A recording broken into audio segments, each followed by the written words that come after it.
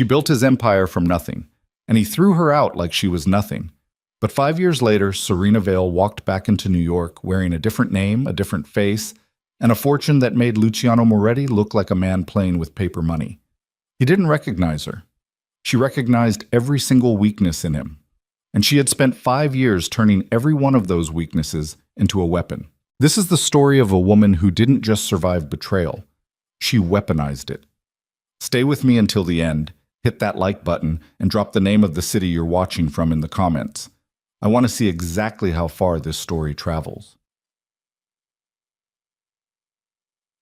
The night Luciano Moretti told Serena Vale to get out of his house, it was raining. Not the kind of rain that cleanses. The kind that soaks through wool and settles into bone and reminds you that the city doesn't care whether you live or die. Serena stood on the front steps of the Moretti estate on Riverside Drive with a single bag in her hand. One bag, because that's all Marcus, Luciano's head of security, had allowed her to pack before he walked her to the door with his hand on her elbow, like she was a guest who had overstayed her welcome. She was 31 years old. She had no family left to call. She had $6,000 in a personal account that Luciano hadn't gotten around to canceling yet, and a settlement agreement folded in her coat pocket. $250,000 for 4 years of marriage, 4 years of building, 4 years of being the brain behind the most ruthlessly efficient criminal organization on the Eastern Seaboard. $250,000. She stood there long enough that the rain soaked through her coat. Long enough that Marcus glanced back at her from the top of the steps with something that might have been pity, if Marcus were the kind of man capable of pity. He wasn't. He looked away. Serena looked up at the mansion one more time. The lights in the third-floor master suite were on. She could see the silhouette of a woman moving behind the curtain. Tall, young, all legs and angles, the kind of beautiful that requires no maintenance and no history.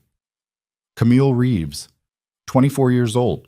Daughter of a real estate developer Luciano had been courting for 8 months, and apparently courting his daughter at the same time. Serena had known about it for 6 weeks. She had said nothing.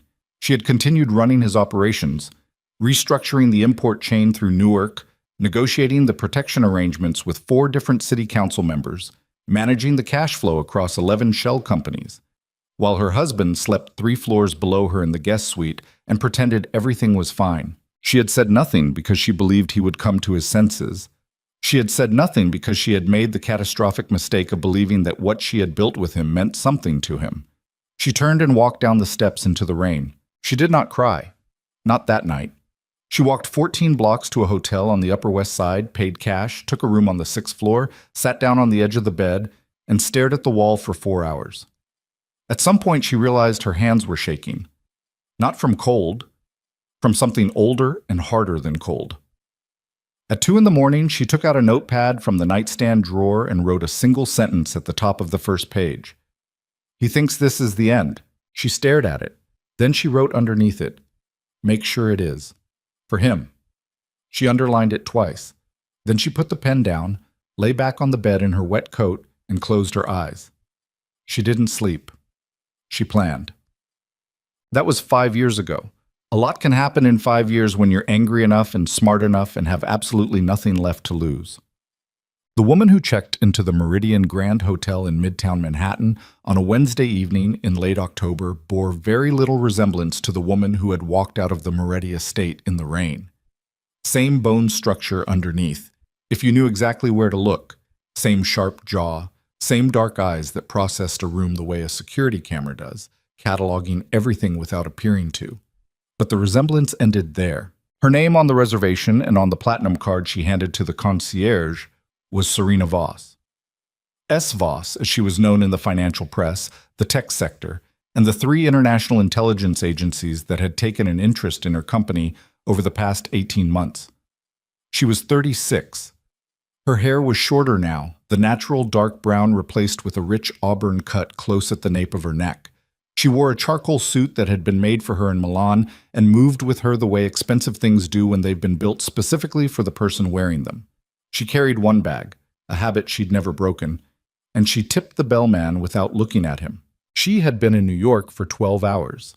She had 3 meetings before the gala on Friday, and she had already taken calls from Brussels, Singapore, and Washington, D.C. before her flight landed. The suite on the 41st floor was fine. She'd stayed in better. She set her bag on the luggage rack, walked to the window, and looked out at the city. New York at night is not the same city you leave in the rain when you're 31 and broken. That city is dark and loud and indifferent. This city, the one spread out below her 41 floors up, was lit up like a circuit board, like something she had once helped design from the inside out. She knew this city. She knew its arteries and pressure points. She knew which buildings housed which operations, and which restaurants were fronts, and which judges owned property they couldn't afford on their salaries. She knew all of it. She had built the infrastructure of that knowledge herself, piece by piece, across 4 years of marriage to the man who ran it. She turned away from the window and opened her laptop. Serena had not been idle in 5 years. That would be the understatement of the decade. In the first 6 months after leaving the Moretti estate, she had done 3 things simultaneously. She had used the settlement money, every dollar of it, to retain an attorney in Geneva who specialized in international corporate structure. She had contacted a man named Daniel Cho, a former NSA analyst she had worked with briefly during a consulting arrangement Luciano had run with a defense contractor, and she had made him an offer he could not reasonably refuse. And she had enrolled in a 6-month intensive course in advanced financial engineering at a private institution in Zurich, using a student visa under a name that was technically legal and practically untraceable. She lived on almost nothing that year. A studio apartment in Zurich, groceries from the discount market on the corner, no luxuries, no social life worth mentioning. She ran 6 miles every morning before dawn because her body needed an outlet for what her mind was processing, and because she had discovered in the first weeks after Luciano that if she stopped moving, she started feeling things she couldn't afford to feel yet. Daniel Cho arrived in Zurich in the 3rd month. He was 43, Korean-American, built like a former athlete gone slightly soft at the edges, with the kind of eyes that had seen too much classified material and learned to reveal nothing. He had left the NSA on bad terms with 2 of his supervisors, and good terms with every piece of proprietary software he'd ever touched. "You told me you had a concept," he said, sitting across from her at a coffee shop near the lake. "I have more than a concept," Serena said. "I have a framework. I need someone who can build the technical infrastructure." "What kind of infrastructure? Private security and intelligence consulting, international clients, corporate level? But the real business is the data. Every security contract we take gives us access to networks, communications, internal systems. We build the most comprehensive private intelligence database in existence.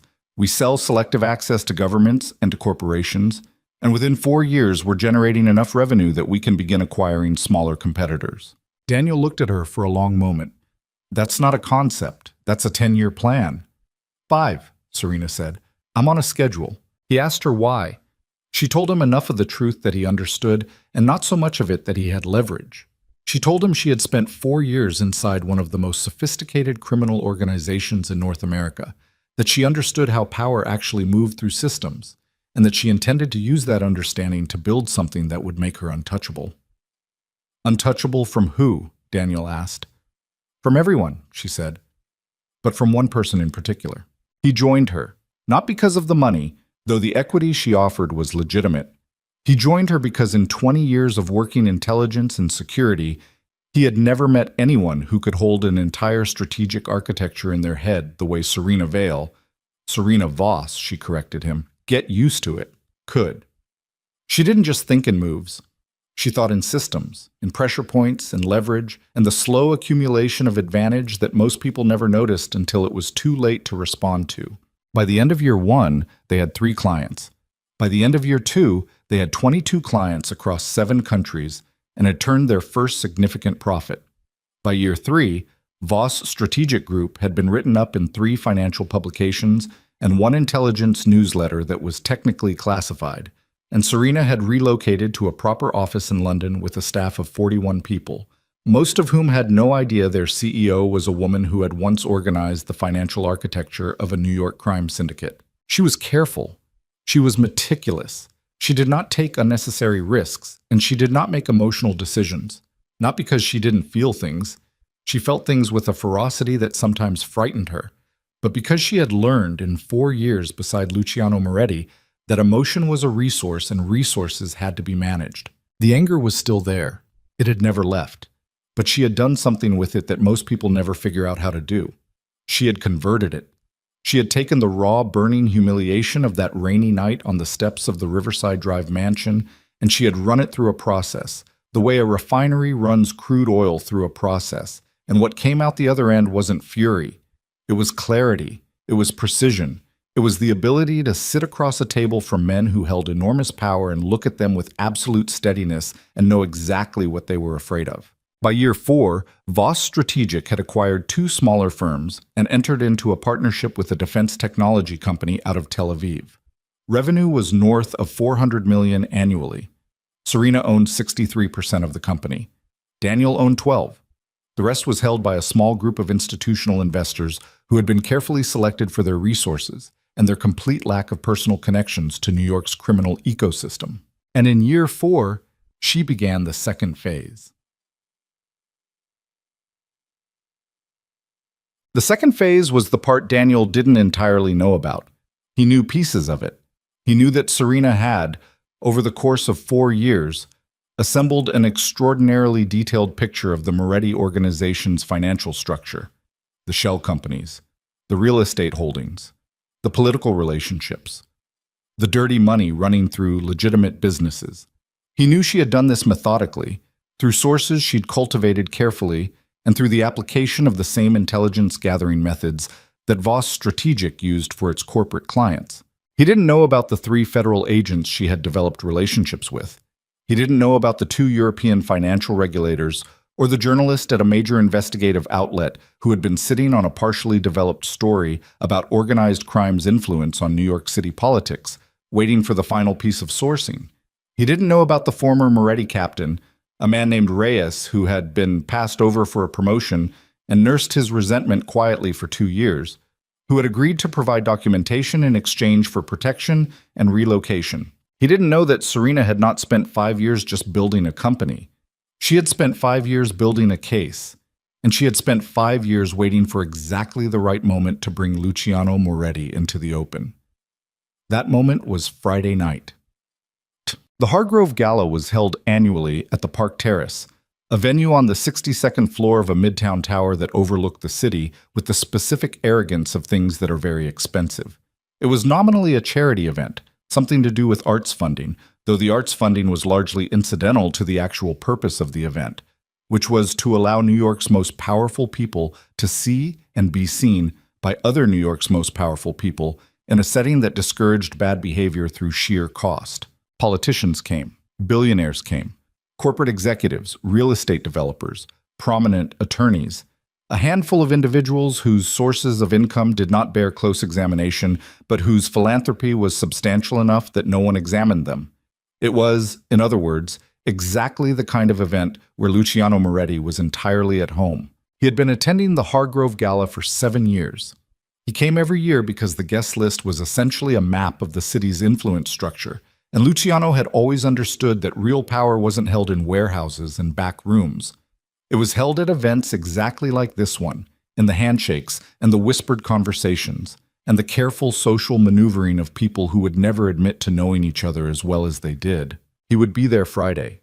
Serena had confirmed this 3 weeks ago through a source inside his current operation. He would arrive at 8:30, as he always did, with his security detail and without Camille Reeves, who had lasted 2.5 years before Luciano had moved on to something newer. He did not know that S. Voss of Voss Strategic Group had been invited.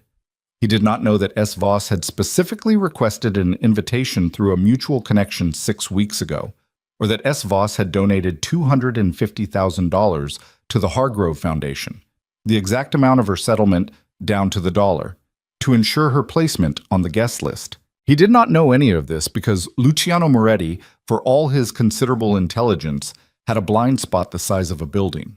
He had never seriously considered that Serena Vale might come back.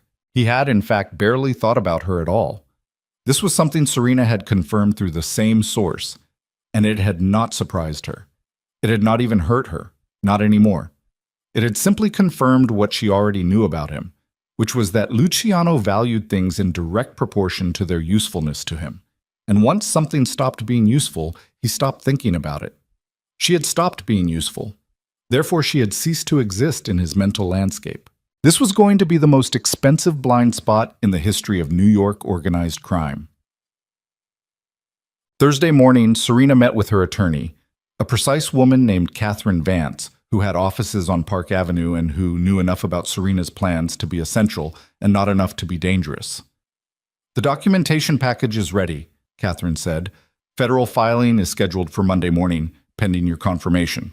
The financial regulators in Brussels have agreed to coordinate timing.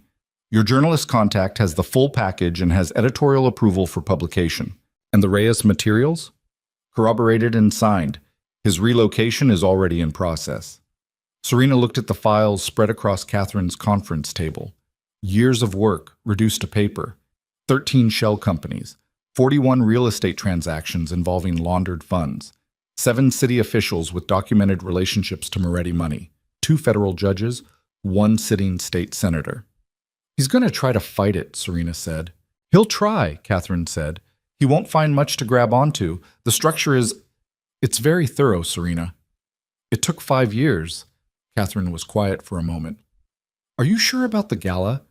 We could file Monday without the personal confrontation. The legal outcome would be the same." "I know." "Then why?" "Because I need him to know it was me," Serena said simply.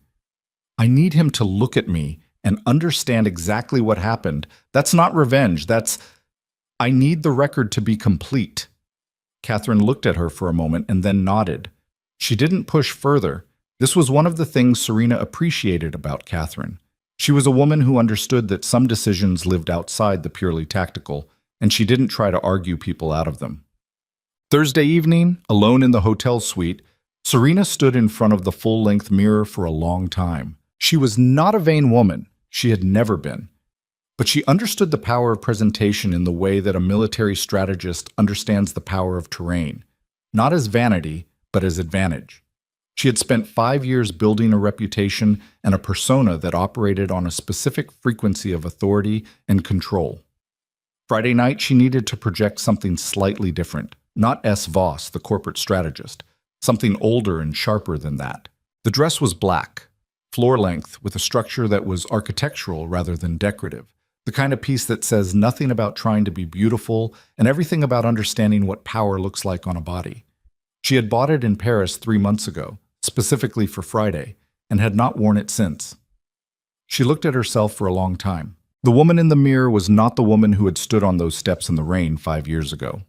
That woman had still believed, somewhere under the hurt, that Luciano Moretti might be capable of more than he had shown her. That woman had still been capable of being surprised by cruelty from someone she had trusted. This woman was not capable of being surprised by anything. This woman had turned grief into architecture and rage into strategy, and the slow, grinding work of 5 years into something that would not bend. She reached up and touched the mirror lightly with 2 fingers. "Friday," she said to her reflection. Then she turned away and went to bed. For the first time in longer than she could remember, she slept immediately and deeply and without dreaming.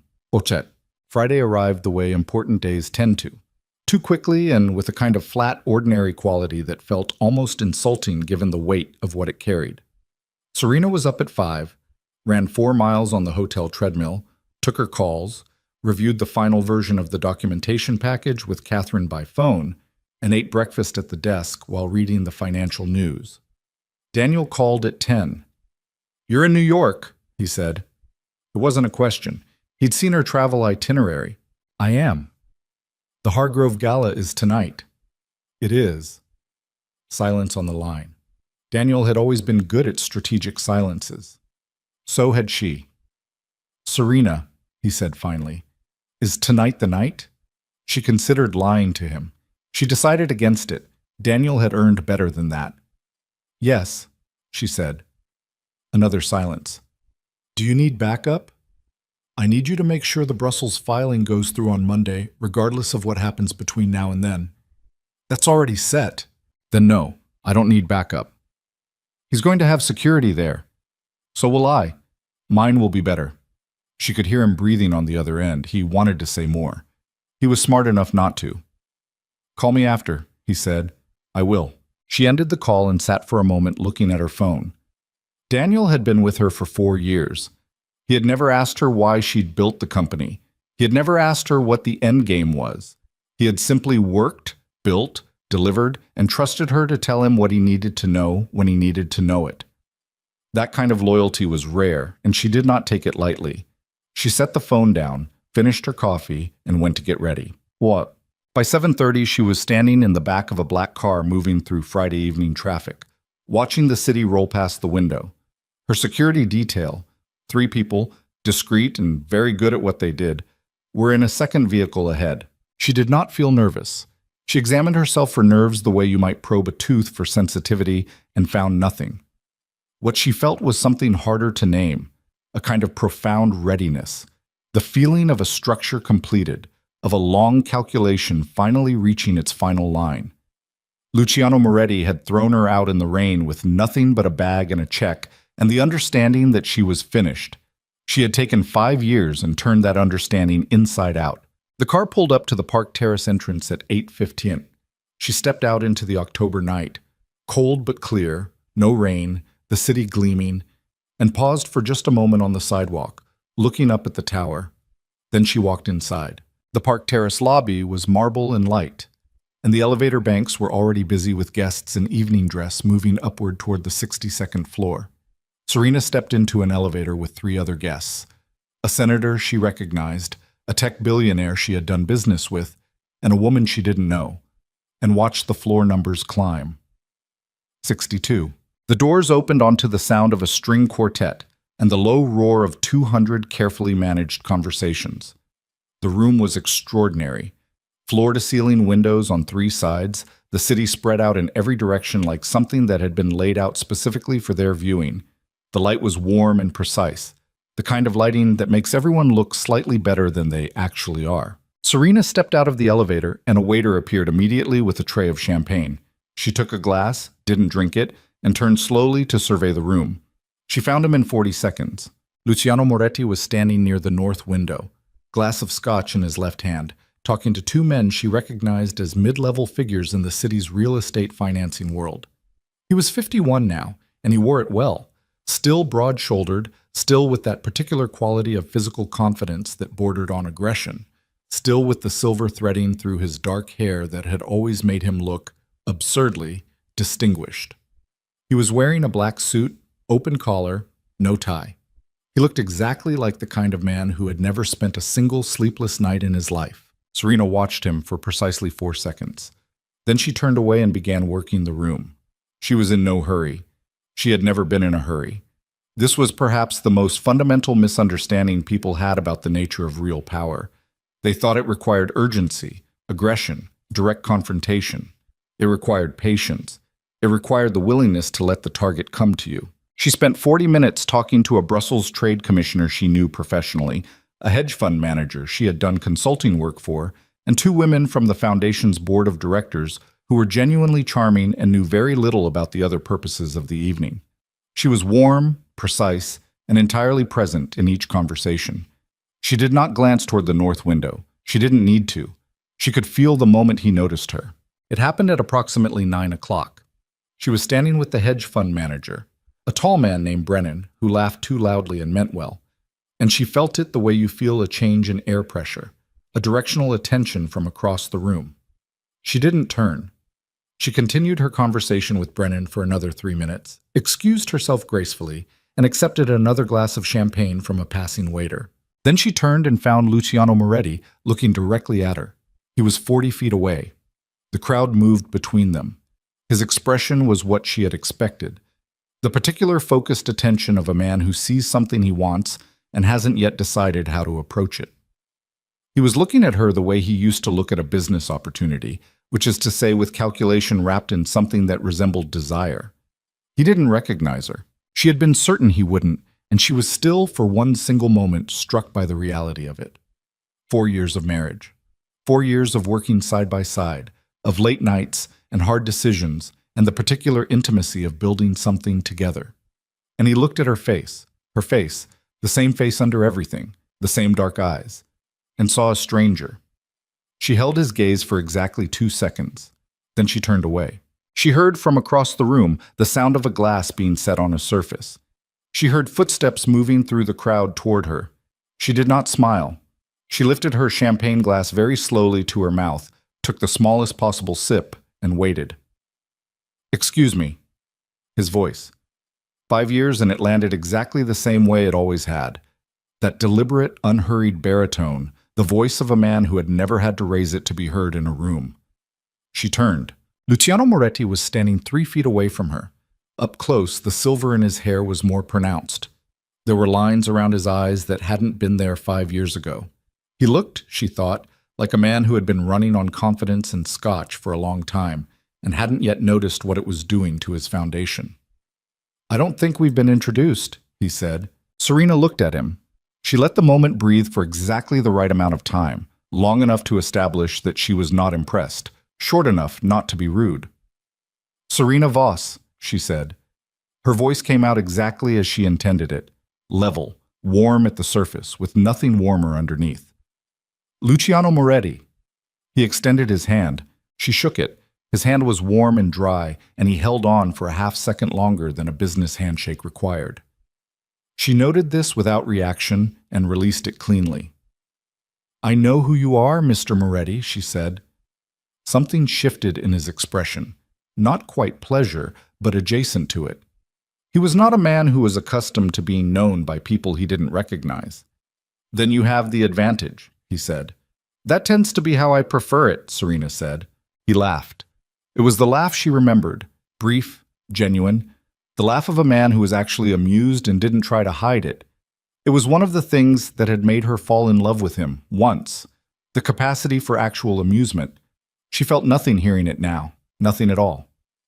"Voss Strategic," he said. "You've been making waves." "We've been making money," Serena said. "The waves are incidental. I've been following your company's growth. The Tel Aviv partnership was a smart move." "It was," she agreed. She did not ask how he knew about the Tel Aviv partnership. She knew how he knew. He had people who tracked relevant business activity the same way she did. The fact that he'd been paying attention to Voss Strategic was already something she'd accounted for. "I'd be interested in a conversation," he said, "about potential synergies." The word synergies. Even now, even in this moment, she had to suppress something, not amusement, something sharper. "I'm sure you would," she said. "Are you free for dinner this week?" She tilted her head slightly. "I'm in New York through the weekend. After that, my schedule gets complicated." "Tomorrow night, then." She looked at him. Let the silence do its work. "I don't think a dinner is the right format for the kind of conversation I suspect you want to have," she said. "If you're serious about a business conversation, I'd suggest a private meeting, somewhere we can talk without interruption." Something moved across his face. She had read that face for 4 years, and she read it now without effort. He thought he was moving this conversation towards something personal. She had just reframed it as business. He was recalibrating, trying to figure out if this was a rebuff or an invitation. The ambiguity was intentional. "I can arrange that," he said. "Good." She took a card from her clutch, a clean business card, just her name and a number, and held it out to him. "Have your assistant call mine. We'll find something that works." He took the card. His fingers touched hers briefly, and she did not react. "I look forward to it, Ms. Voss," he said. "Serena," she said. She gave him the smallest possible smile, the kind that suggests warmth without offering it. "We can drop the formality." She watched the word land, her first name and her new name, offered to him like something casual. He would not understand tonight what he was hearing.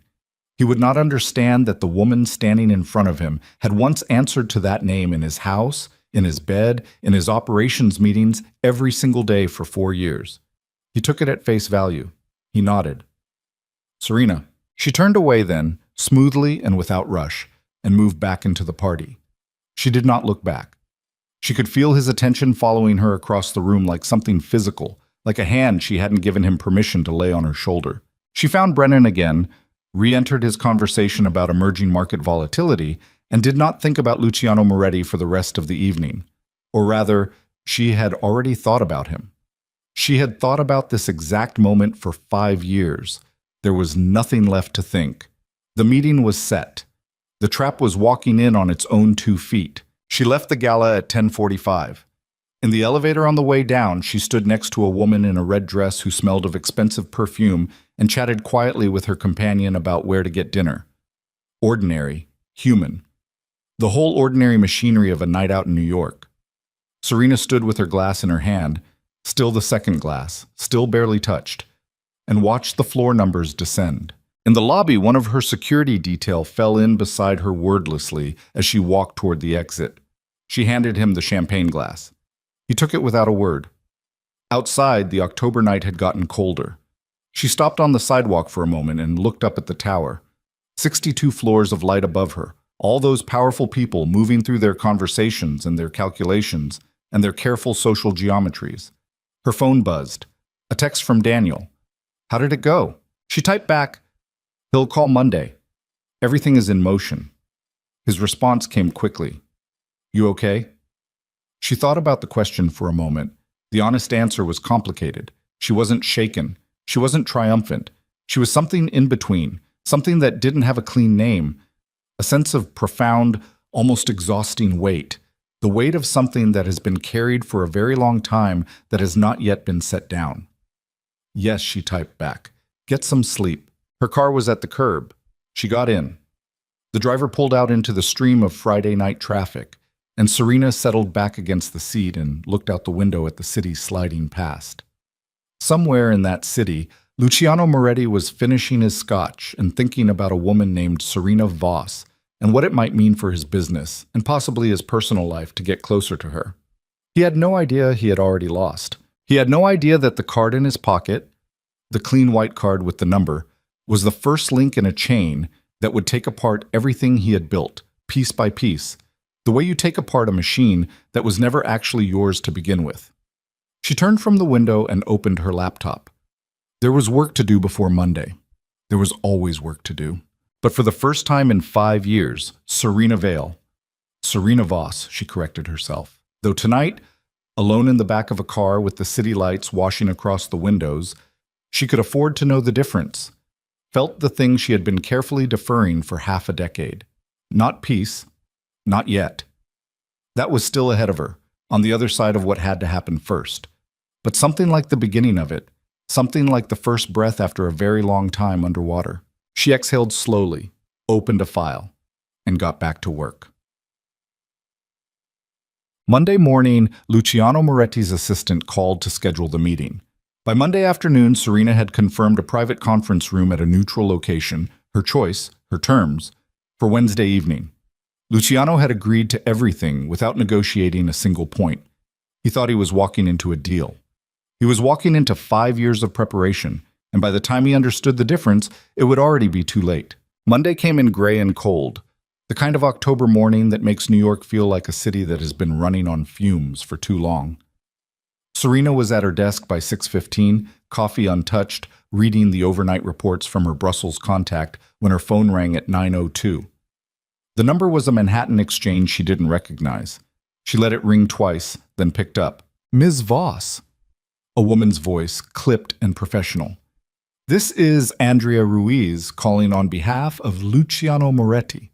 Mr. Moretti asked me to reach out regarding scheduling a meeting at your mutual convenience." "Wednesday evening works," Serena said. She didn't ask how his week was looking. She didn't offer alternatives. She stated it the way you state a fact. A brief pause. Andrea Ruiz was not accustomed to people who didn't negotiate even the smallest social courtesies. "Of course. What time would suit you?" 7 o'clock. "I'll send you the address." She paused for precisely one beat. "Tell Mr. Moretti to come alone." Another pause. Longer this time. "I'll relay that," Andrea said carefully. "Thank you." Serena ended the call. She set the phone down and picked up her coffee. It had gone cold. She drank it anyway, standing at the window watching the Monday morning traffic grind through the street below. Somewhere in that city, Luciano Moretti's assistant was relaying her message. Somewhere, Luciano was hearing the words "come alone" and deciding what to do with them. He would push back on the location. That was predictable. He would want neutral territory that he controlled, which was a contradiction he would not recognize as a contradiction. She gave it 40 minutes. It took 38. Andrea Ruiz called again. "Mr. Moretti was hoping to suggest his offices at Aparatot. The address I'm sending is a private conference suite at the Halcyon on 53rd, Serena said. Fully secured, third-party facility, no affiliations to either party. If Mr. Moretti has concerns about the venue, I'm happy to reschedule for a later date when his schedule allows for more flexibility. The implication was clean and deliberate. Later date meant she had other options. She did not need this meeting. He did. I'll confirm the Halcyon, Andrea said. Wonderful. Serena sent the address, put the phone face down on the desk, and went back to her reports. Tuesday she spent working, not preparing for Wednesday. The preparation had been done, in various forms, for the better part of 5 years. Tuesday was operational. 3 calls with corporate clients, a review of Voss Strategic's Q4 projections with her CFO in London by video conference, and a 2-hour session with Catherine Vance, in which they went through the documentation package one final time. The documentation package was not a single document. It was a structured evidence file, the kind of thing that federal prosecutors refer to as a predicate package. The kind of thing that, once filed, puts a machine in motion that is very difficult to stop. 13 shell companies with traceable beneficial ownership. Property transactions going back 7 years with laundering signatures that 2 forensic accountants had now independently verified. The Reyes affidavit, 46 pages of signed and notarized testimony from a man who had spent 11 years inside the Moretti operation and had an exceptional memory for financial details. And the political material, that was the piece that Catherine kept coming back to. The Senator Graves connection, Catherine said, tapping the relevant section. If this goes public before the federal filing, it becomes a news story. If it goes public after, it becomes evidence in a federal proceeding. The sequencing here matters. The journalist holds until Monday morning, Serena said. Same time as the federal filing, same time as the Brussels coordination. Everything moves simultaneously. And if something accelerates the timeline, if Moretti makes a move Wednesday night before, he won't. She said it flatly. Catherine looked at her. You can't guarantee that. No, Serena said. But I know him. He won't move Wednesday night because Wednesday night he thinks he's in a negotiation about acquiring my company. He will want to see where that goes before he does anything else. He does not make aggressive moves when he believes he has something to gain from patience. And you know this because I spent 4 years watching him make decisions, Serena said. Her voice came out quieter than she intended. I know exactly how he thinks. I built the decision-making framework he uses. I know it better than he does. Catherine was quiet for a moment. Then she nodded and moved on. Wednesday morning, Serena woke at 4:30 and lay in the dark for an hour. Not anxious, not afraid. Simply awake, which sometimes happened the night before something important, the way the body refuses to sleep in the hours before a major surgery. Not because it's afraid, but because it understands something is ending. She ran at 5:30. 7 miles, harder than usual, the city streets empty and wet from overnight rain. By the time she got back to the hotel, she was breathing hard and her legs were burning, and she felt for a few minutes entirely present in her body, which was what she needed. She showered, ate, made her calls. The Brussels filing was on schedule. Daniel checked in at noon, terse, professional. You good? Yes. Okay. And she appreciated the brevity. Her security lead, a former DIA operative named Carol, who communicated almost exclusively in complete silence and small head movements, confirmed the Halcyon arrangements were set and that the conference suite had been swept that morning. Moretti's security checked in with the venue at 11, Carol told her. He was standing near the window with his arms at his sides, neither relaxed nor tense, the physical posture of a man who is always, at some level, working. They swept the room too. His guys are good. Not better than ours, but good. How many is he bringing? 2 that we know of, likely a third in a vehicle outside. He'll tell you he came alone. He'll believe he came alone, Serena said. That distinction matters to him. Carol gave her the very small nod that she had come to understand meant understood and logged. At 5 o'clock, she began getting ready. She worked slowly and without music, the hotel suite quiet around her. The dress tonight was different. Deep navy, structured but not formal, the kind of thing that says, I am not trying to impress you with absolute authority. She did her own makeup, which she preferred. There was something clarifying about the process, the small, careful, deliberate actions. She looked at herself in the mirror for a shorter time than she had on Friday. She already knew what she needed to know about what she looked like. What she was thinking about in the 10 minutes before she left the hotel was a night 12 years ago. She and Luciano had been together less than a year. They were not yet married. She had been brought in initially as a financial consultant. She had a background in forensic accounting and a talent for corporate restructuring that Luciano had heard about through a mutual contact. And somewhere between the first meeting and the fourth, the professional relationship had slid into something else with the kind of inevitability that, looking back, she should have been warier of. That night, 12 years ago, she had sat across from him in his home office on Riverside Drive. Not the mansion yet, that came later. This was a brownstone on the west side. And she had laid out a restructuring proposal for 3 of his holding companies that would have reduced his exposure on a particular federal investigation by approximately 80%. He had listened to the whole presentation without interrupting. Then he had looked at her and said very quietly, "You're the smartest person I've ever let into this room." She had felt, hearing that, something she now recognized as the specific pride of a person who has been seen clearly by someone who matters to them. It was a real thing. She was not going to pretend, even now, that it hadn't been real. The problem was that for Luciano, smart enough to be useful and smart enough to be dangerous were the same category, and he had never properly distinguished between them. He had appreciated her intelligence the way you appreciate a very good tool, and when he no longer needed the tool, he had put it down without looking at it. She had been 31 years old. She had loved him with the full weight of a person who doesn't give that particular thing easily. She had built his empire from the inside out and then watched him look at her, the real her, the one who had given him everything she had, and see nothing worth keeping. She breathed out, turned off the lights in the suite. This was the last time she was going to think about any of that. The Halcyon was a private members club on 53rd Street, the kind of place that advertised itself primarily through its absence of advertising. The conference facilities were on the 4th floor, quiet rooms with good soundproofing and better lighting, used for the kind of meetings that required discretion without the obvious theatrics of secrecy. Serena arrived at 6:50. Carol walked her up, confirmed the room, and stationed himself in the corridor outside without being asked. The conference suite was medium-sized. A long table, 8 chairs, a credenza with water and glasses. She had asked them to remove the additional furniture. The room felt cleaner without it. She sat at one end of the table, poured herself a glass of water, and waited. Luciano arrived at 7:04. 4 minutes late, which was deliberate. She had expected him to test the dynamic with a small, deniable dominance move right out of the gate.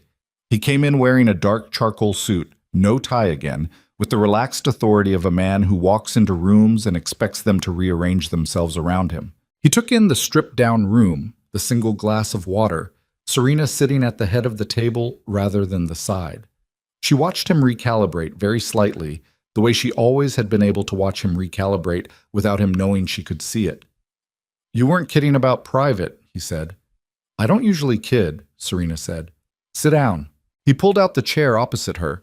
Not the chair at the other end of the table, she noted, but the one directly across, which closed the distance and also subtly rejected the power positioning she had established. She had expected that, too. He sat. He looked at her with the particular focused attention he had been directing at her since Friday, and she met it without blinking. "So," he said, "Serena Voss." "Luciano Moretti." "You've been in New York before," he said. It wasn't a question. "You know the city." "I've spent time here." "Where are you based?" "London, primarily. I move around." She kept her answer short.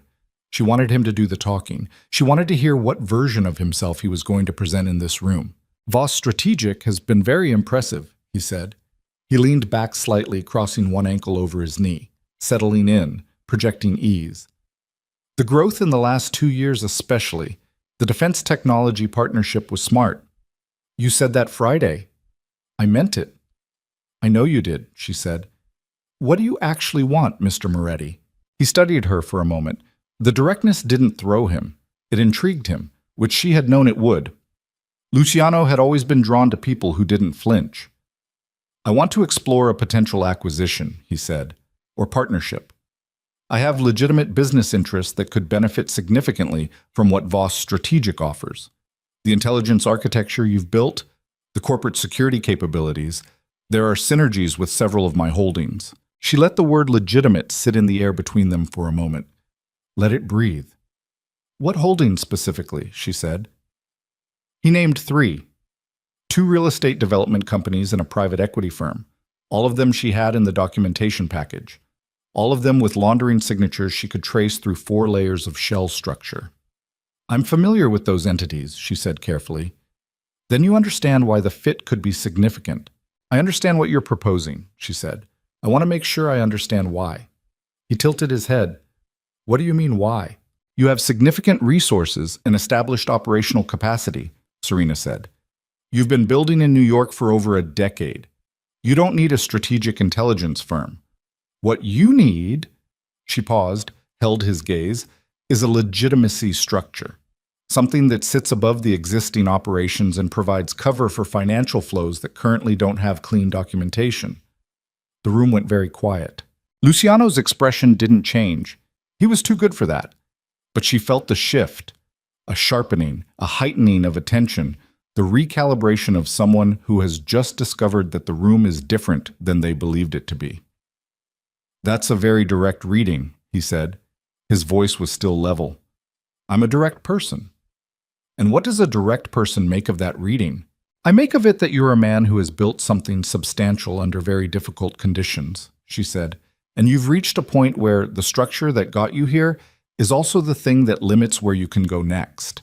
You want to grow into legitimate international markets, and you can't do that with the current architecture. He looked at her. You're not wrong. I know.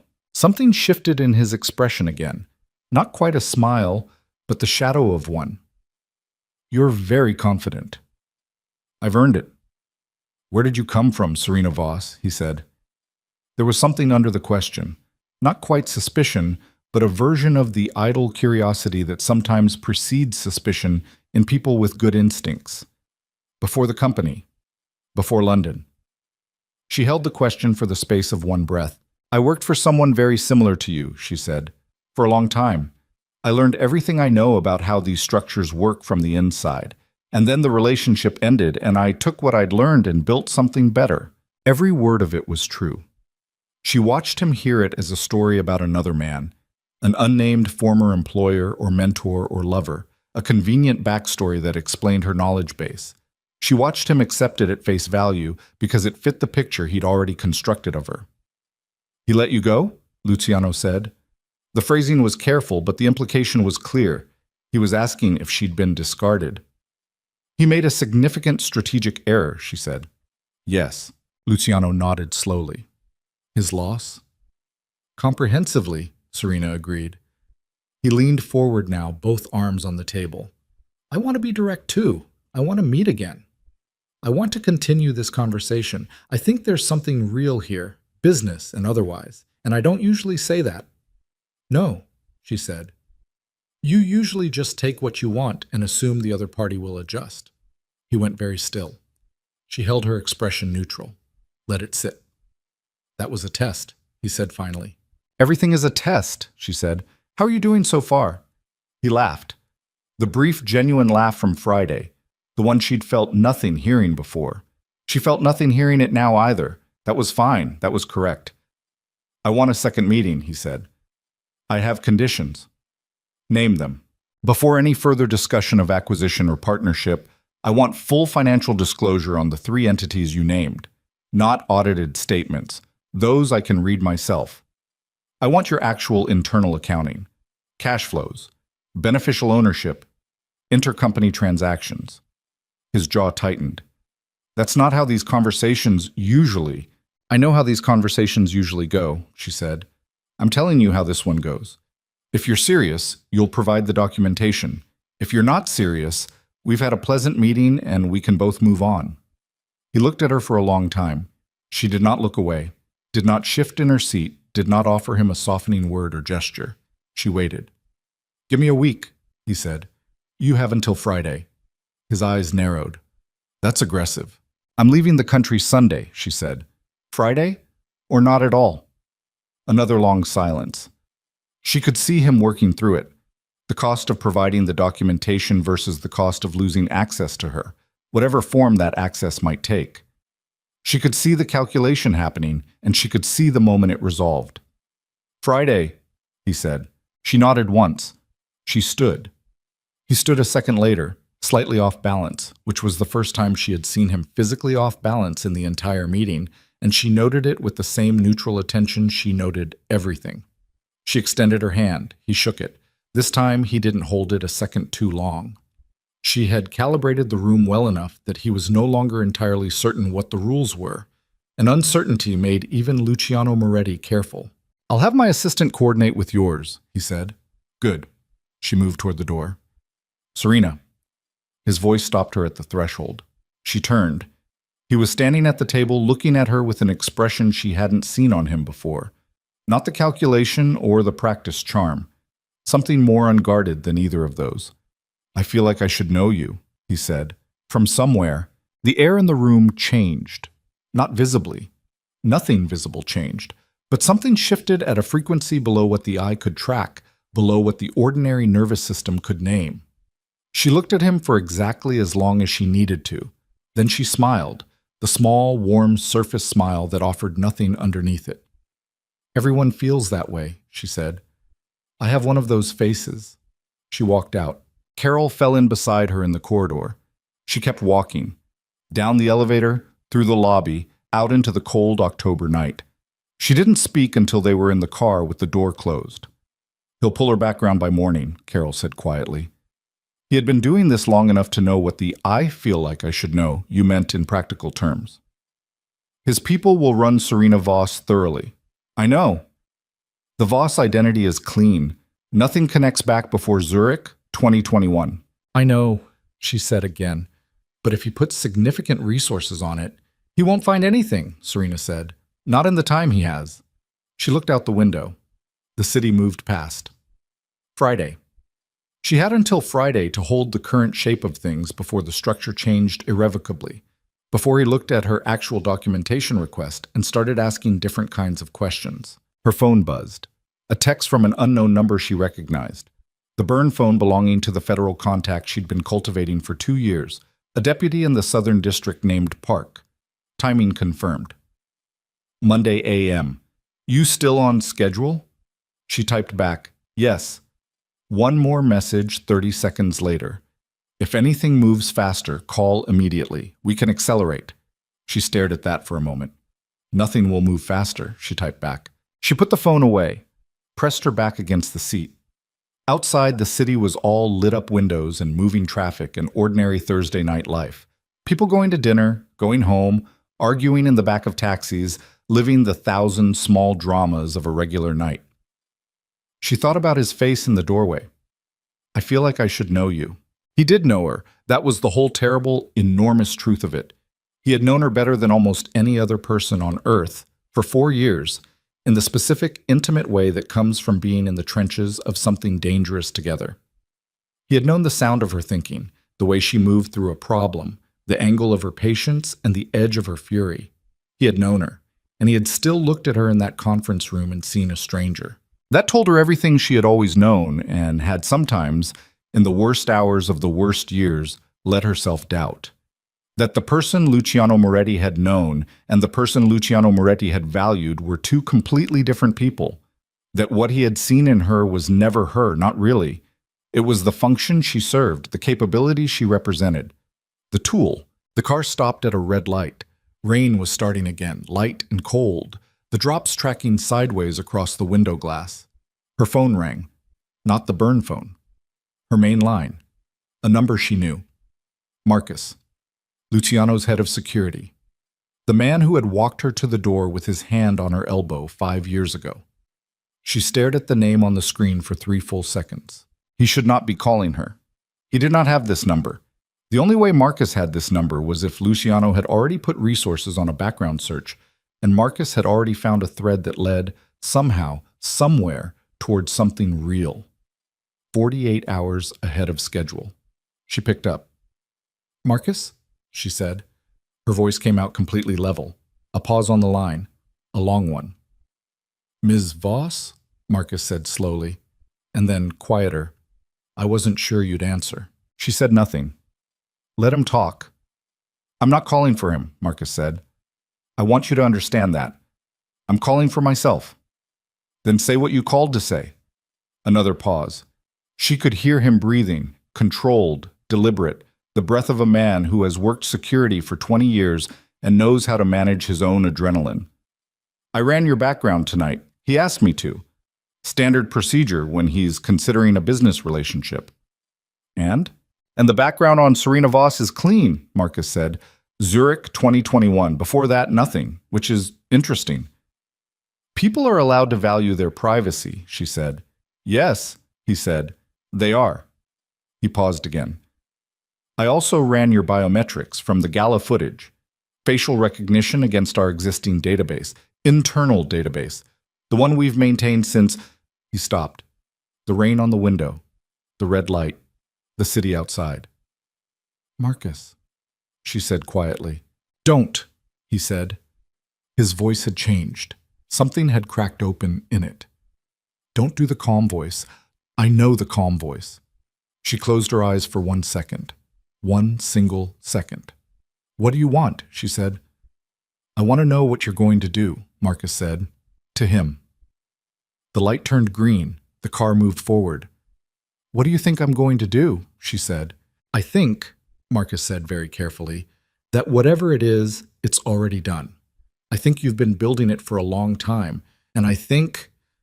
He stopped, started again. I think you should know that there are people in that organization who were never comfortable with how it ended, with what he did. She opened her eyes. Are you telling me you want to help? She said. I'm telling you, Marcus said, that if you're planning to burn it down, make sure you know who's standing inside before you light the match. The line went quiet. She could hear the rain. She could hear her own heartbeat, which was slightly faster than usual. Not much, but enough to register, enough to matter. Marcus, she said, how many people know you made this call? No one. Keep it that way, she said. Don't call this number again. She ended the call. The car moved through the wet streets. Carol, in the front passenger seat, had not turned around. He had heard everything and was processing it with the same soundless professional stillness she valued him for. Carol, she said. Ma'am. The timeline just changed. She stared at the rain on the window. Luciano is going to know by morning, maybe sooner. He won't come to the Friday meeting. He's going to come for me before Friday. Carol turned then, just slightly, enough to meet her eyes in the mirror. How do you want to handle it? She sat with the question for a moment. The original plan had been elegant. Wednesday meeting, Friday documentation exchange, Monday filing. Everything sequenced, everything controlled. Marcus had just put a crack in the sequence. Luciano Moretti, as of tonight, was running a facial recognition match against a database that contained her real face. By morning, he would have a result he wouldn't be able to explain. And a man like Luciano, confronted with something he couldn't explain, did not wait. He moved first. Call Park, she said. Tell him we may need to accelerate to Friday. And Moretti? She looked out at the city.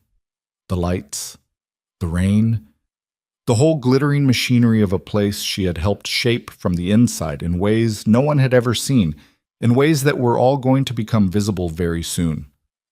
Let him come, she said. Carol made the call to Park at 10:53. Serena sat in the back of the car and listened to the one-sided conversation, terse, clipped, the language of people who communicate in operational shorthand, and watched the rain streak the windows and thought about Marcus. Marcus had known her for 4 years.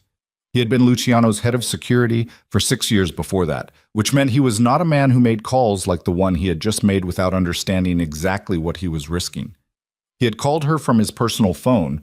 She had checked the number before picking up, which meant there was a record of the call whether he intended one or not.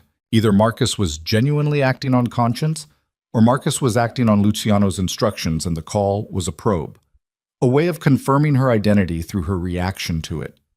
She ran both possibilities through the same cool, analytical part of her mind that had been running calculations for 5 years, and she arrived at the same uncomfortable answer both times.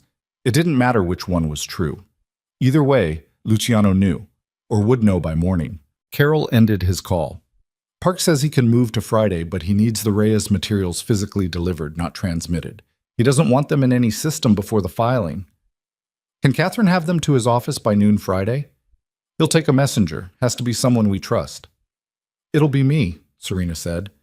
Carol glanced at her in the mirror. You'll be exposed. I'm already exposed, she said. That ship left the harbor when Marcus ran the facial recognition. Carol said nothing. He turned back to the front. This was one of the things she valued about him. He understood when the conversation had moved past the point of debate and into the territory of execution. They pulled up to the hotel at 11:20. She got out, went upstairs, sat down at the desk, and opened her laptop. She did not sleep. Thursday arrived without ceremony. She was on her third coffee by 7 when Daniel called, and from the quality of his silence in the first 2 seconds, she knew something had already moved. There's a problem, he said. She set the coffee down. Tell me. I got a call 40 minutes ago from Brennan. Brennan, the hedge fund manager from the gala.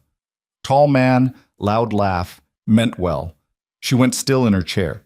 He said he was contacted last night by someone asking questions about you, about Voss Strategic, specifically about the company's formation history and its principal shareholders pre-2022.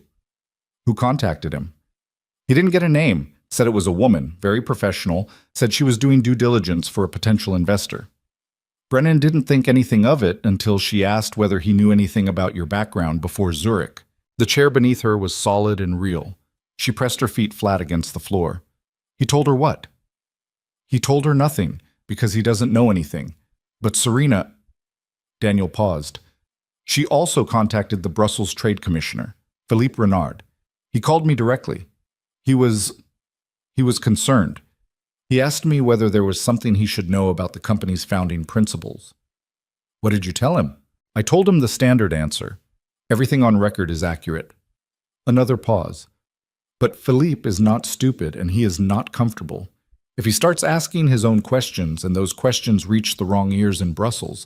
The filing is Monday, she said. Philippe doesn't need to be comfortable until after Monday. Serena. Daniel's voice had shifted, lower.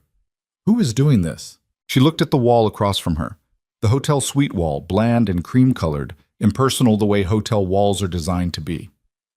Luciano Moretti has resources, she said. He's running a background sweep. You told me the Voss identity was clean. It is. Then why is he finding threads? She didn't answer immediately, because she was asking herself the same question. The Voss identity was clean. She had spent real money and real time making it clean, with people who knew what they were doing. There were no threads in Zurich. There were no threads in London. There was nothing that connected Serena Voss to Serena Vale, unless you had a facial recognition database that contained Serena Vale's biometrics from before 2021, which Luciano did, which Marcus had now confirmed he'd run. He has my biometrics, she said, from before. He's working backward from my face. A long silence on the line. Daniel, she said carefully, the filing goes Monday regardless of what happens between now and then. I need you to make sure of that. I will. His voice was flat and controlled, and she could hear underneath it something she had not often heard from Daniel Cho in 4 years. Fear. Not for himself. For her. What are you going to do? I'm going to handle it, she said. She ended the call before he could respond. At 9:15 Thursday morning, her phone rang again. Not a number she recognized. She picked up. Ms. Voss. Luciano's voice. No assistant, no buffer. His voice directly, which meant something had already changed between last night and this morning. Mr. Moretti, she said, I'd like to move our Friday meeting to today. No preamble, no social lubrication, the voice of a man who has stopped performing. I'm not available today. I think you should make yourself available. She felt the shift in him through the phone line, the complete dropping of the charm, the social architecture they'd been constructing over the past 4 days. What remained underneath was harder and colder and significantly more dangerous. That sounds like a demand, she said. It's a strong suggestion. I don't respond well to strong suggestions, she said. You could ask Catherine Vance, my attorney, to coordinate a revised schedule. Her number... I know who Catherine Vance is, Luciano said. Very quiet. I know quite a bit more than I did on Wednesday evening. She said nothing. She controlled her breathing. In through the nose, 4 counts, out through the mouth. The way she had learned in the worst year, the year in Zurich when she ran 6 miles every morning to burn off what she couldn't afford to feel. The discipline of the body keeping the mind operational. Then you have questions, she said. I have one question, he said. 1. And I think you know what it is. Ask it. A pause. The length of it told her he had been sitting with this for hours, that he had run the facial recognition, gotten the result, refused to believe it, run it again, and sat through the night with the confirmation of something that shouldn't have been possible. Are you who I think you are? He said. She looked at the cream-colored wall. This was not Friday. This was not the conference room she had chosen, the lighting she had controlled, the table she had positioned herself at. This was a phone call on a Thursday morning, and Luciano Moretti's voice in her ear, and he was 48 hours ahead of schedule, and the filing was not until Monday, and she was not ready. She was not ready. For the first time in 5 years, she felt it. The thing she had burned down to fuel and run through a refinery and converted to precision. It came back in its original form, not clarity. The thing before clarity, raw and hot and completely, catastrophically ungoverned. She breathed. We should meet in person, she said. Another pause, longer. My office, he said. 1 hour. Neutral location, she said. The Halcyon, same room. She expected him to push back. He didn't. 1 hour, he said again, and ended the call. She put the phone down on the desk very carefully, as if it were made of something that could break. Then she called Carol. The Halcyon at 10:30 in the morning was different from the Halcyon at 7 in the evening. The lobby was quieter, the lighting flatter, the whole place stripped of its nocturnal glamour and reduced to what it actually was. A very expensive building with good furniture and people paid to be discreet. Serena arrived 12 minutes before Luciano. She sat at the head of the table in the same chair as Wednesday, poured 2 glasses of water this time, and placed the Reyes documentation, a sealed folder, 46 pages, on the table in front of her. Not visible, but present. A weight she could feel. She had called Catherine from the car. Catherine had been quiet for a long time after Serena finished speaking, and then had said with the precision of a woman who specialized in precision, "This changes the sequence. If he confronts you today and you respond, you are making choices that could affect the legal architecture." I know, Serena said. Serena, the filing is Monday. If you can hold the current, I can't hold the current shape, she said. He knows. The holding is over. Another silence. Then you need to be very careful what you say in that room. Anything that sounds like a threat. Anything that could be characterized as extortion. I know, she said again. I can be there in 40 minutes. No, she said. This part is mine. Luciano arrived at 10:42. He came in alone, actually alone this time. No security she could detect, which told her the nature of this meeting had moved entirely outside the operational framework into something more personal. He was wearing what looked like yesterday's suit, slightly rumpled at the collar. He had not slept. She could see that from across the room.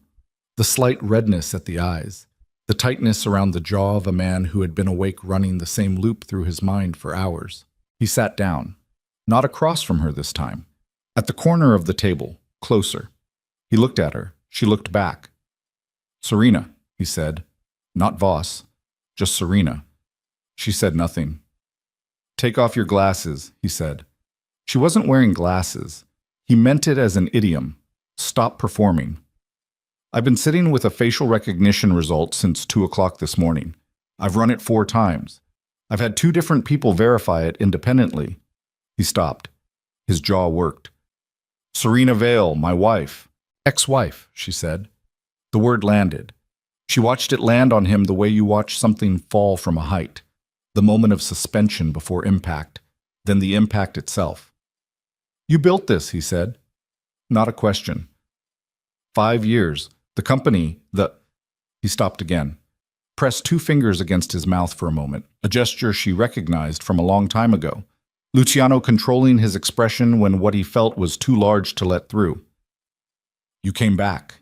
I never left, she said. I was just somewhere you couldn't see me. His eyes moved to the folder on the table, then back to her. What is that? That, she said, is 46 pages of sworn testimony from a former member of your organization. It details, in considerable specificity, the financial architecture of 13 shell companies, 41 real estate transactions, and the cash flow mechanisms you've been using since 2017. She paused. It is one piece of a significantly larger package that will be filed with the federal government on Monday morning. The room was very still. Luciano looked at her for a long time. Something moved through his face that she had never seen there before. Not anger, not the cold calculation she had always associated with him under pressure. Something raw, something that might, on another man, have been called grief. "Why?" he said. His voice had dropped to almost nothing. "You know why." "I need to hear you say it." She looked at him. "Because you took 4 years of my life, and the work of my hands, and the best thinking I was capable of, and you built an empire out of it. And then you decided I wasn't useful anymore, and you threw me out in the rain with a settlement check, and Marcus's hand on my arm like I was a piece of furniture you were donating." She kept her voice level. She kept it absolutely, ferociously level. "And you never thought about it again." He flinched. She had not expected that. She had expected defense, deflection, the armored response of a man who did not permit himself to be vulnerable. She had not expected the flinch. "Serena, don't," she said. He stopped. "There is nothing you can say in this room," she said, "that changes what happens Monday. The filing goes, the financial regulators move, the journalist publishes. It's already in motion and has been for longer than you understand." "You could stop it," he said. "I won't. I could—" He stopped himself. She watched him visibly pull back from whatever he had been about to say. "I could stop you." Because they both understood the implications of that sentence, and he was not, whatever else he was, a man who spoke those implications out loud in a room that might be recorded. "What do you want?" he said instead. "Nothing from you," she said. "Not anymore. What happens Monday isn't about what I want. It's about what was true all along, that the organization was built on structure I designed, and you never acknowledged that, and you never will. Monday changes nothing about what was true. It just makes the truth visible." He sat back. He looked at the table. He looked at his hands, which were flat on the table surface, and she noticed for the first time that they were not entirely steady. "There are people in my organization," he said slowly, "who will not accept this quietly." "I know. There are people who will—" "I know what they'll do, Luciano." She used his first name deliberately, the way he had used hers when he'd walked into the room. "We know each other. We have always known each other. I have been planning for what they'll do for 5 years. I have people you don't know about, in positions you can't see, with documentation you can't recover. If anything happens to me, the package doesn't stop. It accelerates." He looked at her. His jaw was tight. The unsteady hands went flat and still. The deliberate stillness of a man reasserting control over his own body. "You thought of everything," he said. "I had time," she said. Silence. Long and total. The room had the specific quality of silence that falls after something has been said that cannot be unsaid, after a door has been opened that has no mechanism for closing. Then Luciano Moretti did something she had not accounted for. In 5 years of planning, in every scenario she had constructed and deconstructed and reconstructed, she had not accounted for this. He reached into his jacket pocket and placed a phone on the table between them. "I need you to listen to something," he said. His voice had changed again. The grief was gone. What replaced it was something clinical and careful, and she recognized it because she had heard it before. In the years they worked together, the voice he used when he was about to show her something he didn't want to show her. The voice that preceded information that required an operational response. She looked at the phone. "What is that?" she said. "A recording," he said. "From last night." He paused. "From Daniel Cho's apartment." The floor beneath her was solid. She knew it was solid. She pressed her feet flat against it anyway. "Play it," she said. He pressed play.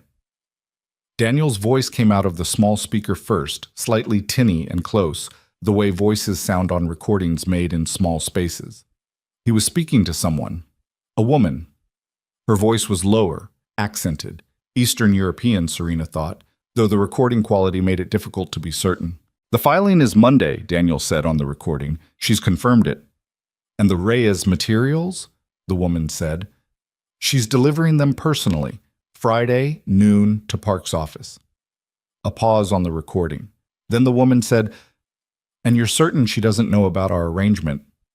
"She doesn't know about anything," Daniel said. "She never did." Serena sat very still. "She thinks she's been building toward this for 5 years," Daniel continued on the recording. His voice was even, unhurried, the voice of a man entirely at ease with what he was saying. "She doesn't understand that half the structure she built was built to our specifications. The Tel Aviv partnership, the Brussels contacts, the investor group. We've been inside Voss Strategic since year 2. Silence on the recording, then the woman. "And when it's done?" "When it's done," Daniel said, "Moretti is finished and the company restructures under new ownership. Your principals take the intelligence architecture intact. Everything Serena built, you own." The recording ended. Serena did not move. She was aware of the chair beneath her, the table in front of her, the glass of water she had not touched. She was aware of Luciano sitting at the corner of the table, watching her face with the careful attention of a man who has just detonated something and is watching to see what kind of damage the explosion makes. She was aware of her hands, which were in her lap, and which she was pressing together with a force she could feel in her wrists. Daniel. 4 years. 4 years of work, of building, of trust that she had rationed carefully, and given to almost no one, and given to him because he had been there from the beginning and had never given her a reason to doubt it.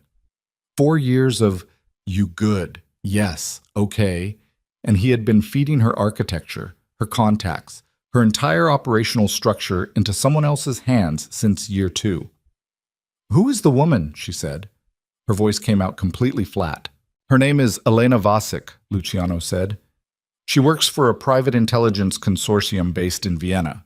They've been trying to acquire a company with your capabilities for 3 years. They couldn't build it, so they infiltrated yours. Through Daniel. Through Daniel, he was recruited 18 months before he called you in Zurich. Your company was the target before it existed." He paused. "The recording is from last night. My people have been watching Cho since Tuesday when your background check flagged his name as a Voss strategic founder." She looked at the phone on the table. The small, ordinary rectangle of it. 4 years of trust recorded on a device smaller than her palm. "How much does he know?" she said.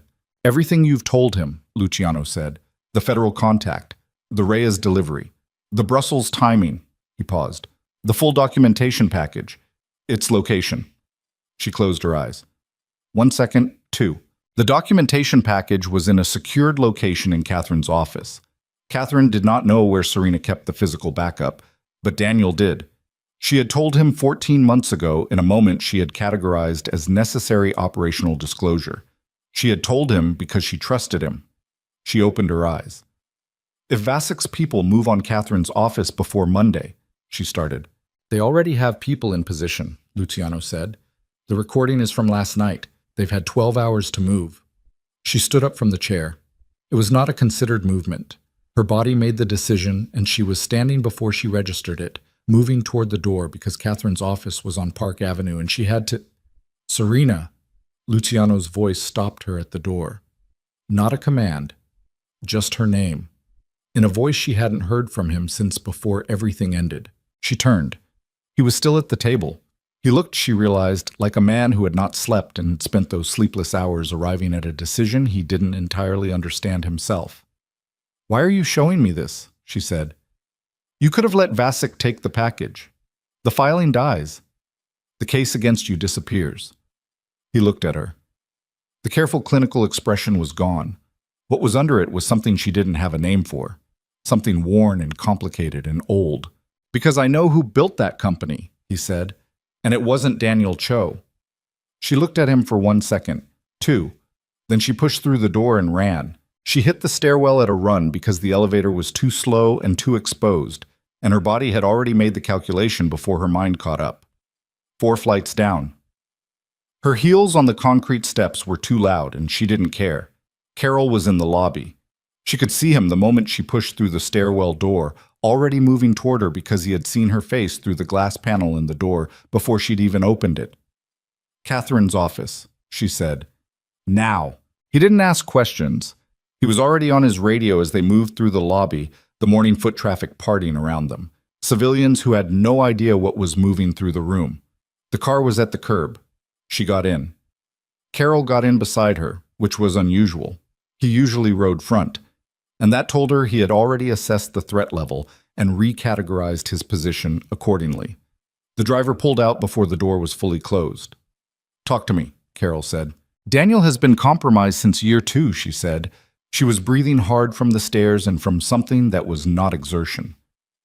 He gave Vasek's people the full documentation package location. Catherine's office, physical backup. She looked at her phone, Catherine's number. She dialed. 3 rings. 4. "Pick up," she said under her breath. 5 rings. Voicemail. She ended the call and dialed again. Same result. "Carol," she said.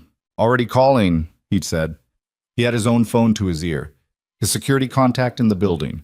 Every major office building in Midtown had a contact in Carol's network, because Carol had been doing this for 20 years, and he planned for exactly this kind of morning.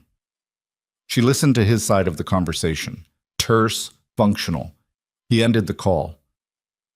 There were 2 people in the lobby of Catherine's building as of 8 minutes ago, identified as a man and a woman, signed in as clients of a firm on the 9th floor. Vasek's people. Likely. He paused. Catherine's firm is on the 14th. "They're already inside," she said. The car was moving up Park Avenue. 12 blocks. The traffic on a Thursday morning was dense and stupid, and she watched the distance not closing fast enough and pressed her hand flat against the window glass, as if she could push the car forward through sheer contact. She called Catherine again. Nothing. Then she called the number she had never intended to call before Monday. Park, the deputy in the Southern District. He picked up on the second ring. "It's Serena. I need a favor I haven't earned yet." "What happened?" His voice was instantly sharp. "Vasek. Elena Vasek. Vienna-based private intelligence consortium. She has people in a building on Park Avenue right now attempting to access physical documentation that is intended for your office Friday noon. I need law enforcement presence at," she gave him the address, "in the next 4 minutes." A pause. "I can't mobilize on a phone call, Serena. I know what you need, and I'm telling you, it exists and it will be in your hands Friday if you can keep those people out of that building for the next 10 minutes. She kept her voice controlled. It was the hardest thing she had done in recent memory, that control. "Park, I have been building this case for 5 years.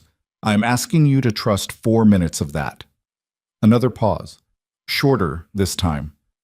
"What's the address again?" he said. She gave it again. He ended the call. 9 blocks. Carol was talking to his radio. She heard fragments. 2 confirmed, 14th floor, Vance Law Group, do not engage, contain, and delay. He had people she didn't fully know about either, she realized. Everybody had people nobody else fully knew about. That was the nature of the business she had built herself into. 7 blocks. Her phone rang. Daniel. She stared at his name on the screen for 1 full second. The face behind the name, 4 years of his careful, competent presence. The particular way he communicated in complete silences and small adjustments. The trust she had given him that had been not just accepted, but weaponized against her from almost the beginning. She picked up. "Where are you?" he said. His voice was completely normal. That was the worst part. Completely, professionally, functionally normal. "Why?" she said. A pause. Brief. "I heard from Carol that you left the Halcyon in a hurry. I wanted to—" "Don't," she said. The word came out with more force than she intended. She heard it echo off the inside of the car and pulled it back, got it level again. "Don't do the concerned voice. I know the concerned voice." Silence on the line. "How much did he give you?" Daniel said.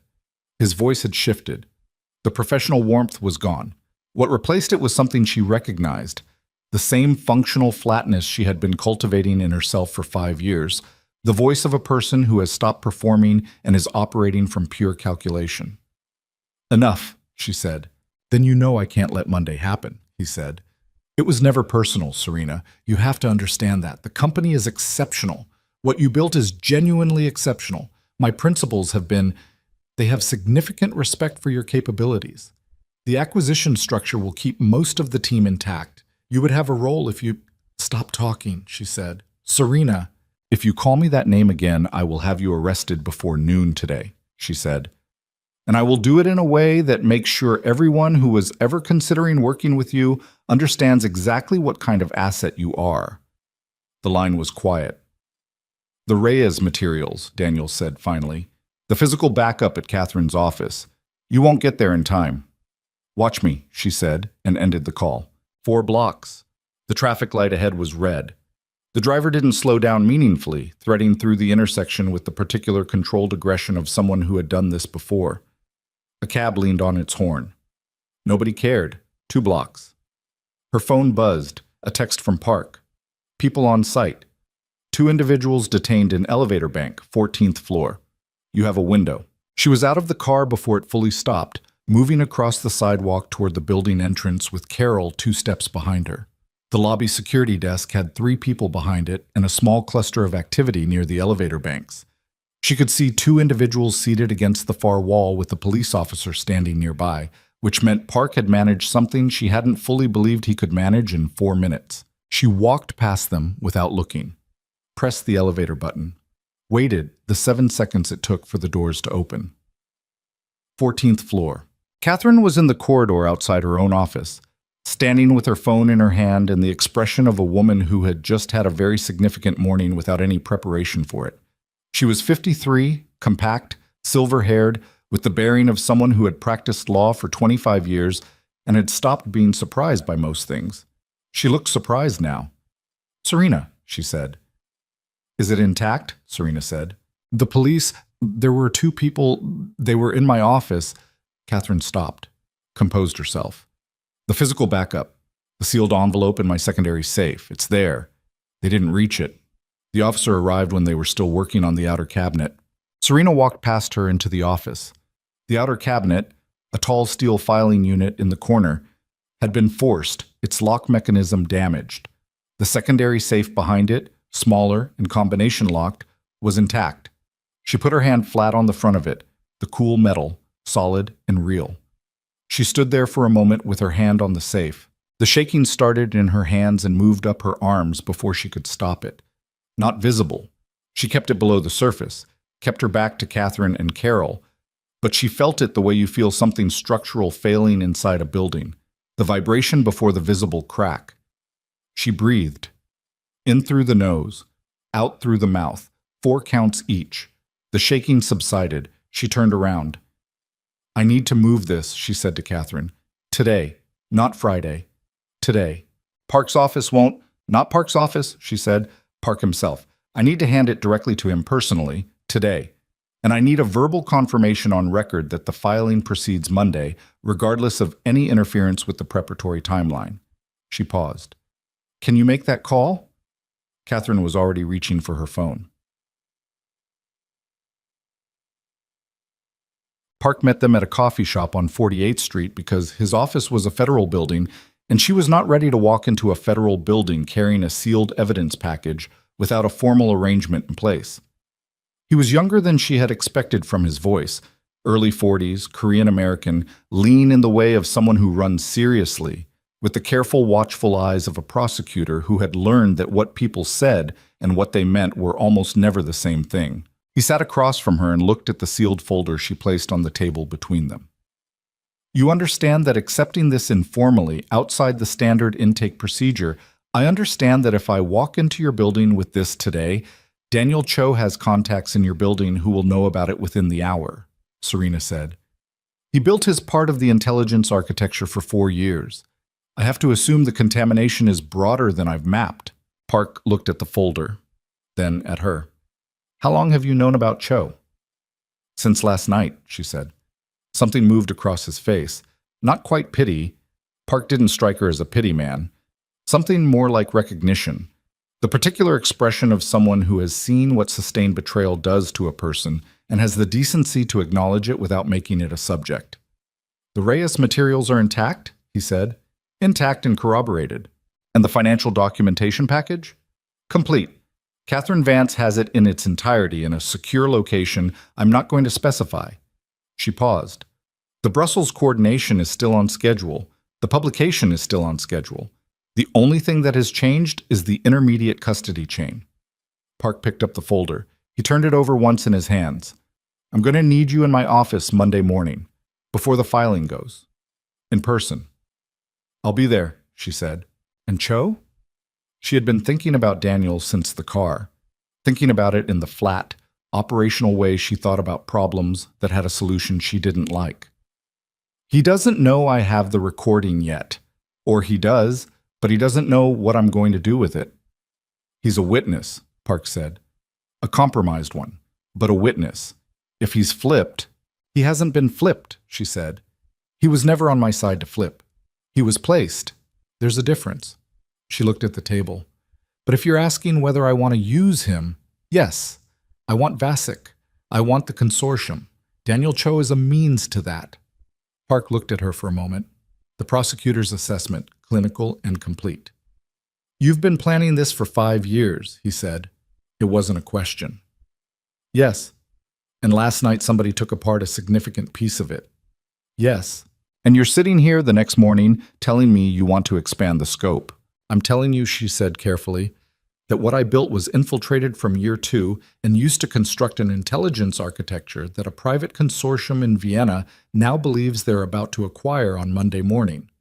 They believe that because Daniel told them the filing would destroy Moretti and destabilize Voss Strategic sufficiently for a hostile acquisition to succeed.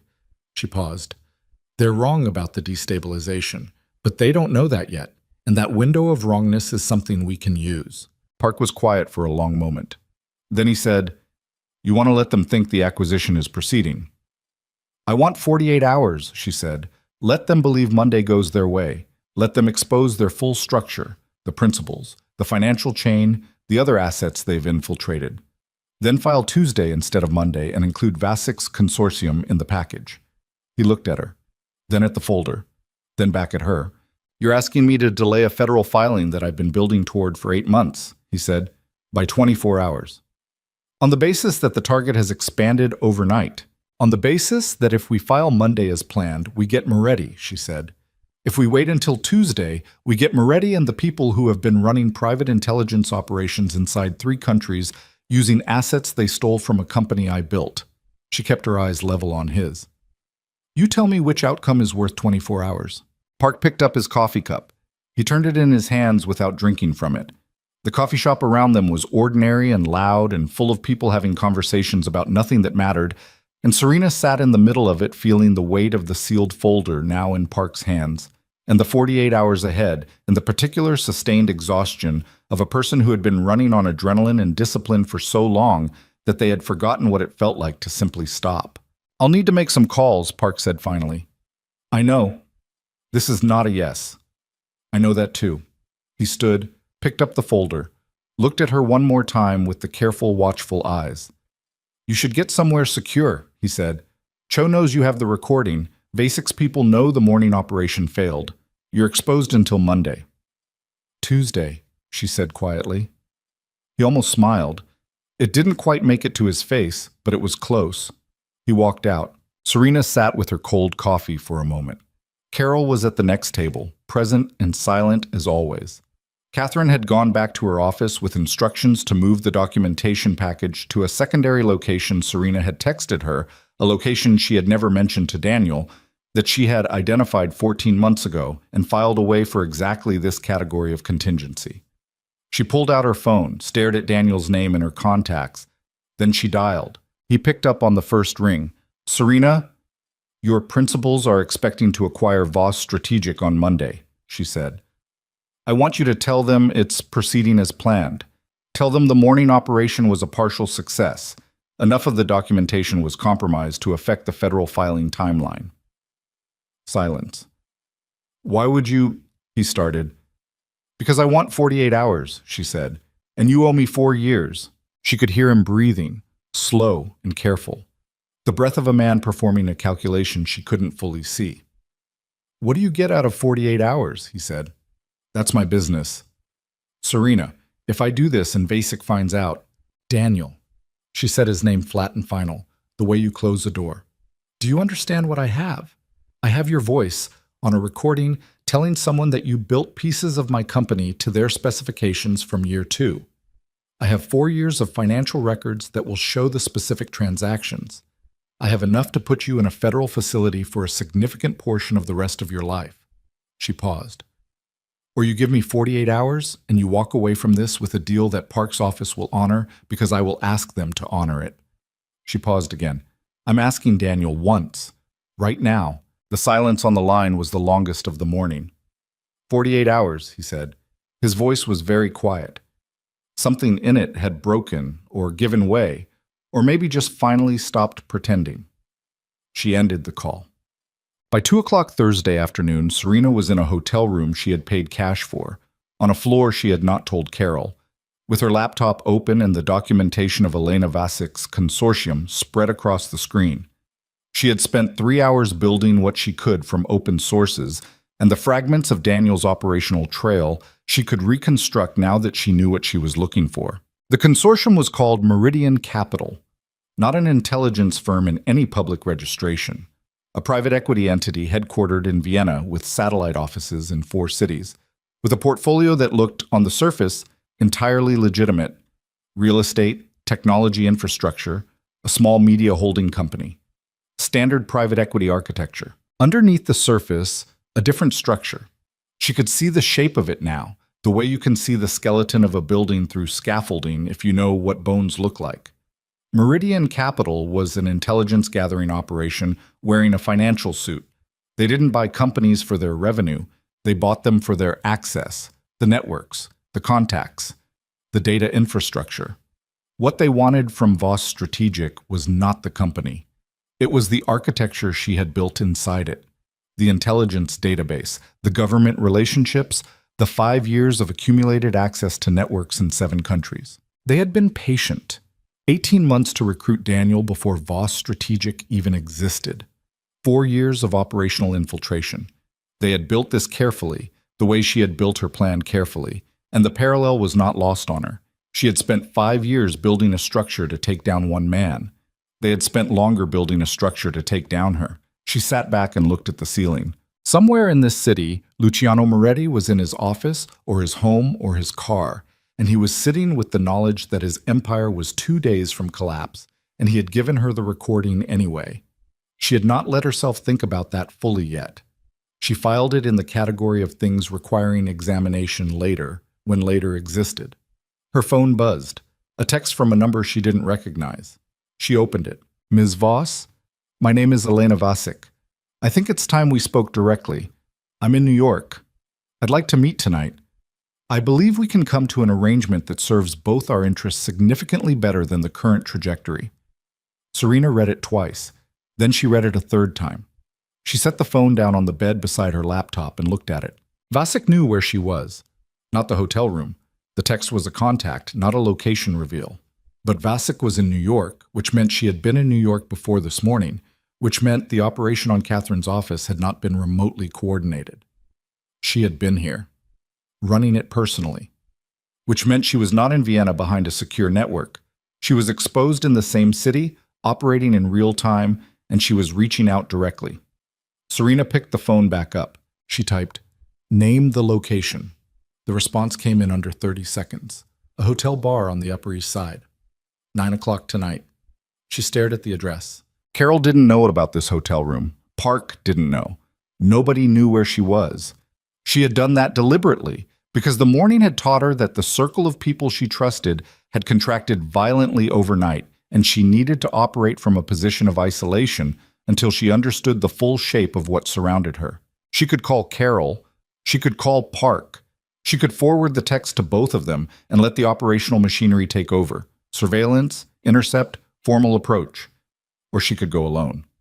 She picked up the phone and stared at Vasic's text, 48 hours. That was what she had bought from Daniel.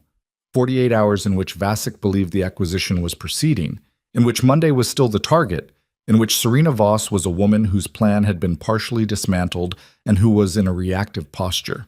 If she walked into that bar tonight, she walked in knowing something Vasic didn't know she knew. She walked in with the recording. She walked in with Park's conditional agreement. She walked in with the full documentation of Meridian Capital's structure that she had spent 3 hours compiling. And she walked in alone, which was either the most strategically sound decision available to her or the most catastrophic one. And she sat with that uncertainty for a long time in the silent, cash-paid hotel room, with the documentation spread across her screen and the city outside the window doing what it always did, indifferent and loud. And she went alone. It was not the strategically sound decision. She understood that clearly, in the same cold, analytical part of her mind that had been running calculations since 2 in the morning.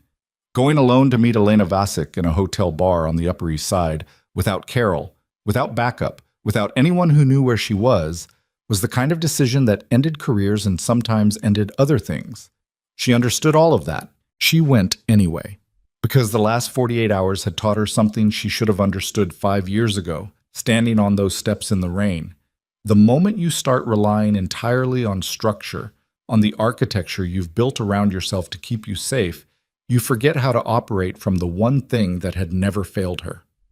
Instinct. The raw, direct, unmediated reading of a room and a person that no surveillance system could replicate. She dressed simply. Dark pants, a gray shirt, flat shoes she could move in. She left the hotel at 8:40 and walked the 12 blocks to the Upper East Side because she needed the cold air and the movement and the city under her feet. The bar was called Strata, ground floor of a boutique hotel, the kind of place that attracted a clientele interested in being neither seen nor overlooked. A careful middle ground of low lighting and expensive liquor, and enough ambient noise to make conversation private without requiring effort.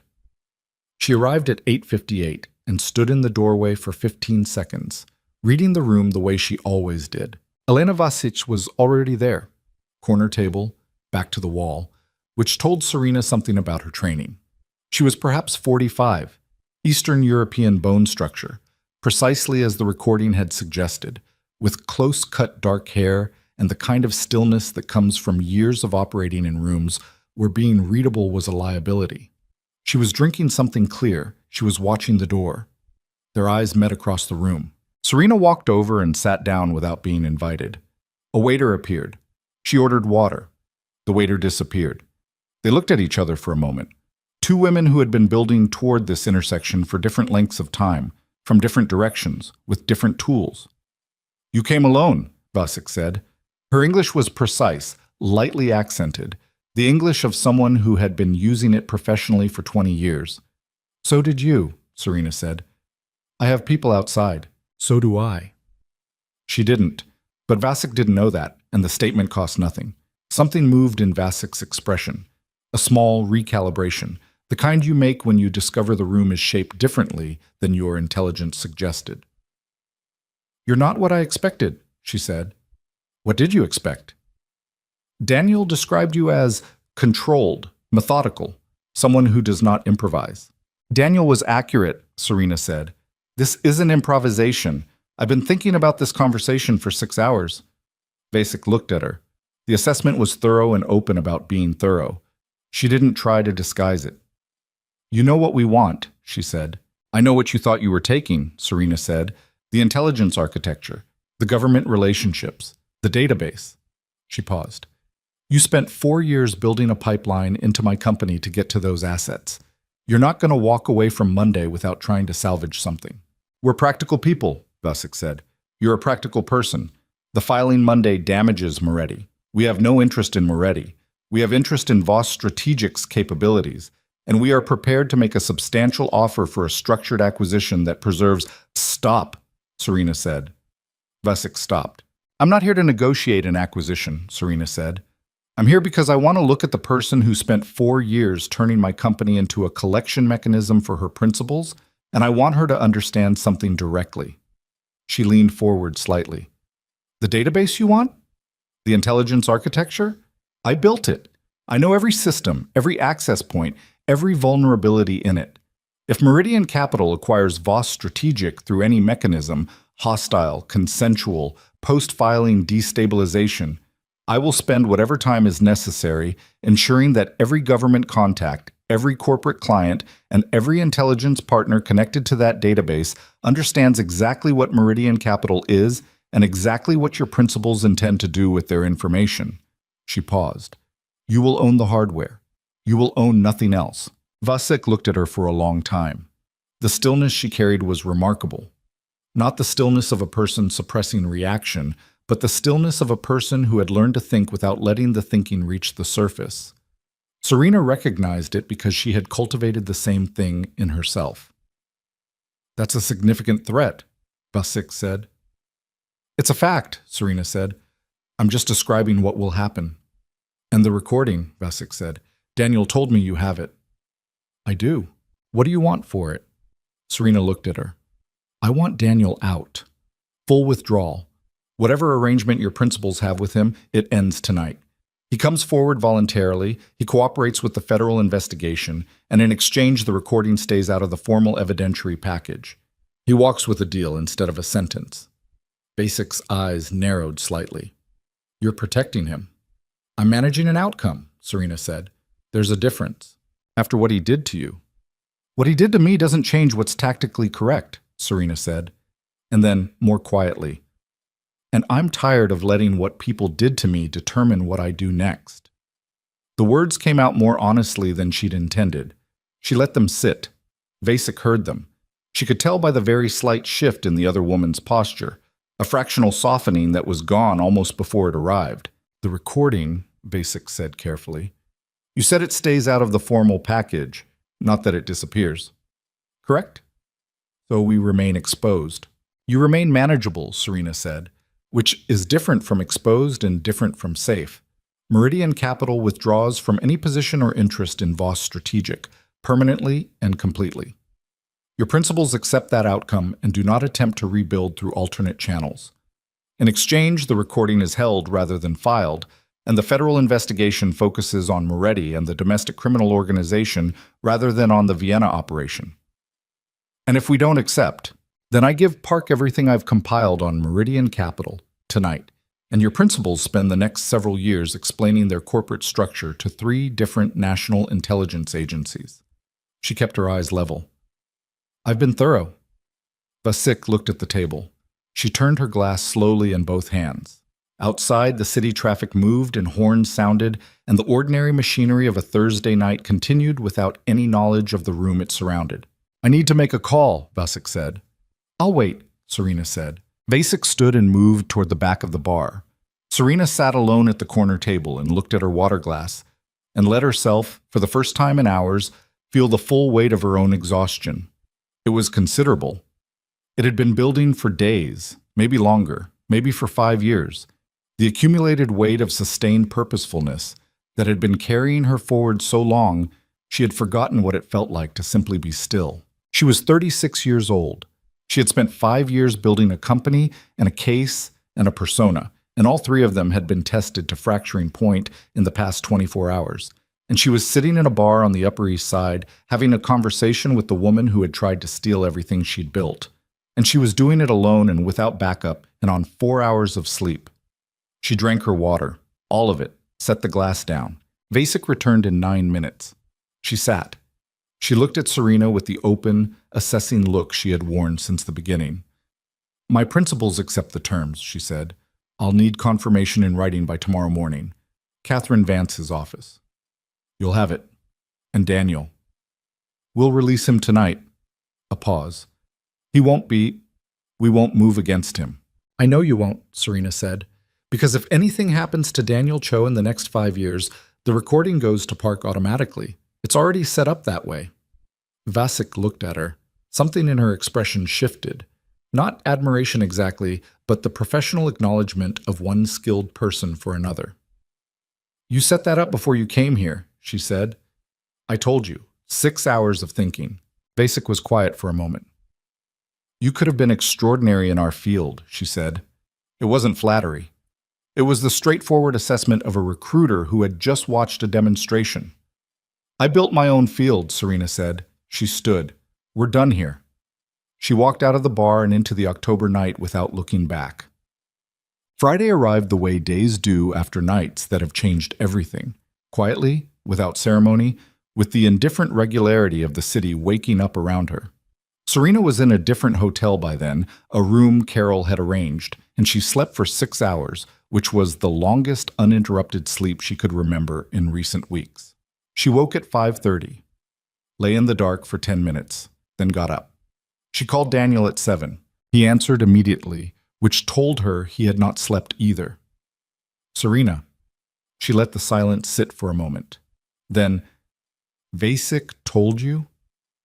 Last night, he said. His voice was quiet and stripped of the professional architecture she was accustomed to hearing in it. What was underneath was something she hadn't expected. Not guilt exactly. Something older and more complicated than guilt. I'm sorry, he said. I know that doesn't... Call Park, she said. Today. Tell him you want to come in. Tell him you have material on the Meridian Capital operation and you're prepared to cooperate fully. And I'll tell him the recording stays out of the formal package, she said. You'll get a deal. It won't be a comfortable deal, but it'll be a deal. A long pause. Why? He said, not challenging it, just asking. Because you built something real, she said. Whatever else you did, you built something real with me for 2 years before they got their hooks in you, and I'm not going to throw that away entirely just because the ending was what it was. She paused. Don't make me regret it. I won't, he said. She believed him, not completely, but enough. She ended the call and sat for a moment in the quiet hotel room, in the early morning light coming gray through the curtains. The city outside was beginning. Traffic building, people moving, all the ordinary purposeful machinery of Friday morning in New York. She thought about Luciano. She had been not thinking about Luciano for 24 hours, with the concentrated effort of a person who knows that thinking about a thing will cost them something they need to spend elsewhere. She thought about him now. The recording he had played in the Halcyon conference room, the choice he had made in that moment, to show her, to give her the hour she had needed to reach Catherine's building in time. She had not fully understood it when it happened. She understood it better now, in the quiet of Friday morning, with the worst of it behind her. Luciano Moretti had recognized her, and had spent the night sitting with what that meant, and what it had meant, in the end, was this. She had built his empire. She had been the architecture behind the throne for 4 years, and he had never acknowledged it, and had thrown her out with a check and a security escort, and had not thought about her again. And then she had come back wearing a different name, and she had looked at him across a room full of powerful people, and he had seen, not the wife he had discarded, not the tool he had put down, but something else. Something that had been there the whole time, and that he had been too arrogant, too certain of his own centrality, to see.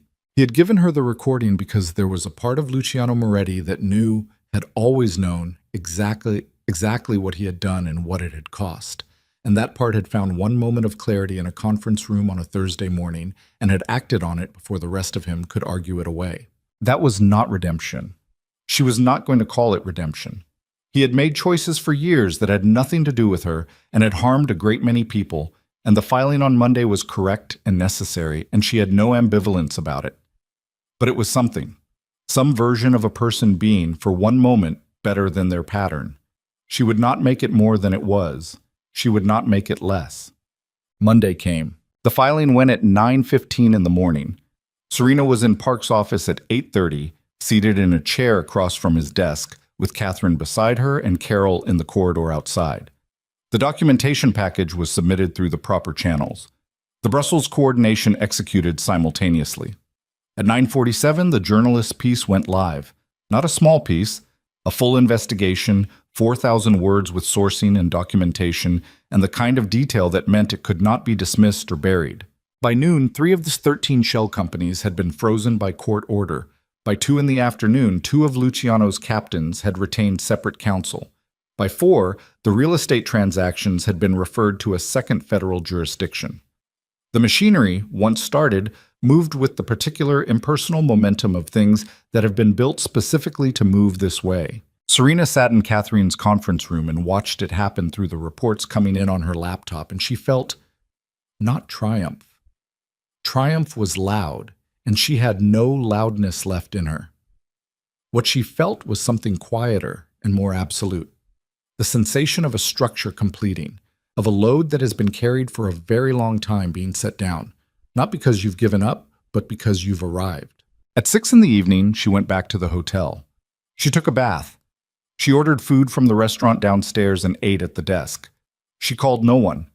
At 8 o'clock, her phone buzzed with a text from an unknown number she recognized as a one-time phone. She looked at it for a moment before opening it. It's done. A pause. Then, you were right about all of it. No name. She didn't need one. She stared at the text for a long moment. Then she set the phone face down on the desk and went back to her food. 3 weeks later, Serena was in London. The office at Voss Strategic was the same as it had always been. Open plan, light coming through the tall windows, the quiet, productive hum of 43 people doing work that mattered. She had replaced Daniel's operational role with 2 people, both of whom she had vetted with a thoroughness that had mildly alarmed Catherine when she described the process. The restructuring was solid. The company was intact. She was in her office at 9 in the morning when her assistant knocked and told her there was a journalist on the phone requesting a comment for a follow-up piece on the Moretti filing. She said no comment, as she always did, and went back to her work. 2 days later, a different journalist called. This one she had agreed to speak with 3 months ago. A profile piece for a financial publication, arranged before October, before any of it. She almost canceled it. Then she didn't, because canceling things you've committed to on the basis of being tired was not a habit she wanted to cultivate. The journalist was a woman in her 30s named Claire, with the particular quality of alertness that good journalists have, the kind that is always receiving, always cataloging, never entirely off duty. She came to Serena's office on a Tuesday morning and sat across the desk and opened her notebook. They talked for an hour. About the company, about the intelligence sector, about the Tel Aviv partnership, and the Brussels relationships, and the operational philosophy behind Voss Strategic's growth model. Claire was good. She asked clean questions and listened to the answers and did not perform the interview the way some journalists did. At the end of the hour, she looked at her notebook and then looked up. "One last question," she said, "and you can absolutely decline to answer. Ask it." "The Moretti filing," Claire said carefully. "Your company's name came up peripherally in relation to the intelligence architecture involved. There are people in the industry asking whether Voss Strategic had any connection to Voss Strategic provided no material to the federal investigation," Serena said. Technically accurate. The materials had been provided by Serena Vale, which was a different entity than Voss Strategic Group. She had been careful about that. Catherine had been meticulous about it. "We are a private corporation with no law enforcement affiliations." Claire nodded, writing. Then, "There's something else people in the industry are asking." She paused. "About you specifically, your background before Zurich." She looked up.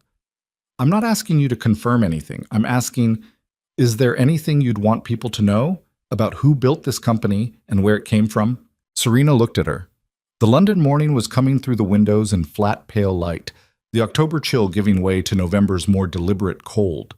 Outside, the city was its usual purposeful self, traffic and people, and the constant productive motion of a place that does not stop. She thought about a rainy night in New York, about a bag and a check and a man who did not watch her walk down the steps. She thought about a studio apartment in Zurich and 6 miles before dawn and a notepad with 2 sentences on it. She thought about 4 years of building in the dark, about Daniel and the fracture and the hotel bar on the Upper East Side, about Park's office and the machinery finally moving. She thought about a conference room and a recording placed on a table and a man who said, "I know who built that company," and was not wrong. "No," she said. "I don't think so." Claire looked at her for a moment. Something in the journalist's eyes, not disappointed. Something more like understanding. She closed her notebook.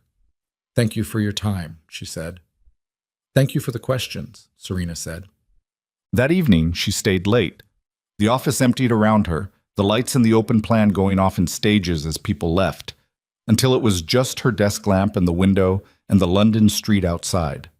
She was reviewing the Q4 projections, which were strong, and thinking about an expansion into Singapore that 2 of her partners had been pushing for, which she was not yet convinced was correctly timed. Her phone rang.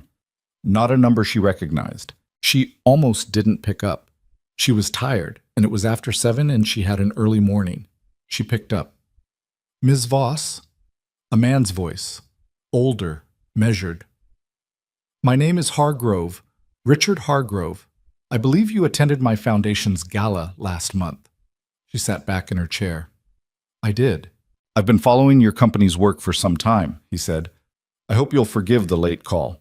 I have a proposition I'd like to discuss at your earliest convenience. A pause. I understand you don't do dinner meetings. I'd be happy to accommodate whatever format you prefer. She almost smiled. I do boardrooms, she said, and I do them on my schedule. Entirely reasonable, Hargrove said. Name the time. She looked at the Q4 projections on her screen. The Singapore question. The 14 things she needed to address before December. The ordinary, forward-facing weight of a company that was alive and growing and intact. Next Tuesday, she said. 10 in the morning. My office. I'll be there, he said. She ended the call and set the phone down and looked at the London street through the window. A cab went by. A couple walking, collars up against the cold. An ordinary Tuesday evening in the city she had chosen for herself. The life she had built from nothing. The work she would continue to do because it was hers and she had made it hers and no one had given it to her. She thought about the question Claire had asked. Is there anything you'd want people to know? The honest answer was more complicated than the one she had given. The honest answer was this. She had wanted, for a long time, for the record to be complete. For someone to know, not the public, not the industry, not a journalist with a notebook, but for the story to exist somewhere in its full shape, with all its costs and fractures, and the long, unglamorous discipline of what it actually took. Not because she needed acknowledgement. She had stopped needing acknowledgement somewhere in the third year, when she realized that the need for it was a chain connecting her to a man who would never provide it, and she had cut that chain and kept moving. She wanted it because stories that are only half known have a way of becoming distortions, of becoming the wrong kind of lesson. The right lesson was not that she had taken down a mafia boss. The right lesson was not even that she had built an empire from nothing. The right lesson was smaller and harder and more durable than either of those things. She had walked out into the rain with $6,000 and a broken heart, and she had decided, in a hotel room that smelled of industrial cleaning fluid, that what had been done to her would not be the defining fact of her life, that she would decide the defining facts herself, that the work of that decision would be long and painful and would require her to become, over and over again, more than she had been the day before, and that she would do it anyway because the alternative was to let someone else's cruelty write the ending of her story. That was the lesson. That was all of it. She closed the Q4 projections. She picked up her coat and her bag. One bag, always one bag, a habit she had never broken and never would. And she turned off the desk lamp. The office was dark and quiet around her. 5 years of work in every system, every contact, every carefully built relationship that filled this place. She stood in the dark for a moment and let herself feel the full weight of it. Not pride, which was too clean a word, but something more like the deep cellular satisfaction of a person who has done what they said they would do, who has kept the promise they made to themselves in the worst moment. She walked to the door, turned back once, looked at the dark office, then she walked out. Somewhere in New York, in a small apartment in a neighborhood he had never expected to live in, Luciano Moretti was watching the city from a window that had no view worth mentioning. He was 51 years old, and he had built an empire and lost it, and he was sitting in the particular silence of a man who has spent his life in motion and has suddenly, completely stopped. He was not incarcerated. The federal proceedings were ongoing, and the outcome was not yet final, but his attorneys had managed a cooperation arrangement that, in exchange for significant testimony, would likely keep him out of a facility. He had given up everything, the companies, the holdings, the political relationships, the infrastructure of 2 decades.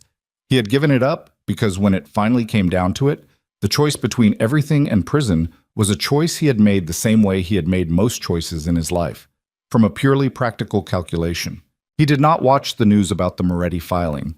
There was too much of it, and none of it was accurate, and all of it failed to capture what had actually happened, which was not that a federal investigation had brought down his organization, but that a woman he had underestimated for 4 years and then forgotten about had spent 5 more years becoming precisely the thing he should have known she would become. And then she had come back and done it herself. He had looked for her. After the filing, after everything was in motion, he had tried to find Serena, not to threaten, not to negotiate, He was past the point where those were options. He had tried to find her because there was something he needed to say and had never said in 4 years of marriage and 5 years of being taken apart by her, and he did not know if she would hear it or what it would mean if she did. He had not found her. She had covered her tracks too well, even now. Especially now. He sat at the window. The city outside was what it always was, loud and bright and completely indifferent to the particular stories being lived inside it. He had loved this city his whole life. That had not changed.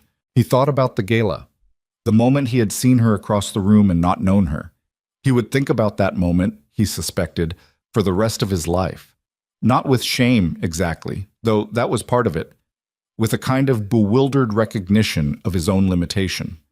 That he had looked at the face of the person who knew him best in the world and seen a stranger, because he had spent 4 years looking at her and seeing a function rather than a person. He had told himself in the months since that the recording was a practical decision, that he had shown it to her because letting Vasek take the documentation would have created a different and more dangerous problem. That was true. It was also incomplete. The rest of the truth was simpler and more uncomfortable. He had sat in a conference room with the woman he had thrown out in the rain and watched her be, in extremity, exactly what she had always been. And he had wanted just once to be something other than what he had always been. It was probably too late for that to mean anything to her. It was probably too small a thing against too large a weight. He understood that. He sat at the window in his ordinary apartment in his ordinary neighborhood and watched the city until the lights began to blur and the night came in fully around him. And in London, at the same hour, Serena Vale stood on the small balcony of her flat above the street and drank tea and watched the city she had made her home and felt the cold November air against her face and thought about nothing in particular, which was new, which was something she had not been able to do for 5 years. Just the air, just the city, just the ordinary fact of being alive and intact and her own. She had not won because she had destroyed him. She had won because she had refused at every point to be only what he had tried to make her. The woman on the balcony was not the woman on the steps in the rain. She was not even the woman in the hotel room with the notepad. She was what 5 years of deliberate, costly, honest work had made her, and that was something no one could take back. She finished her tea, went inside, set the cup in the sink, turned off the kitchen light. Tomorrow there was work. There was always work. That was fine. The work was hers. She went to bed. She slept. Outside, London continued. The city lights spread across the dark like something mapped, like something known, like a place that had been waited out and understood and finally arrived in.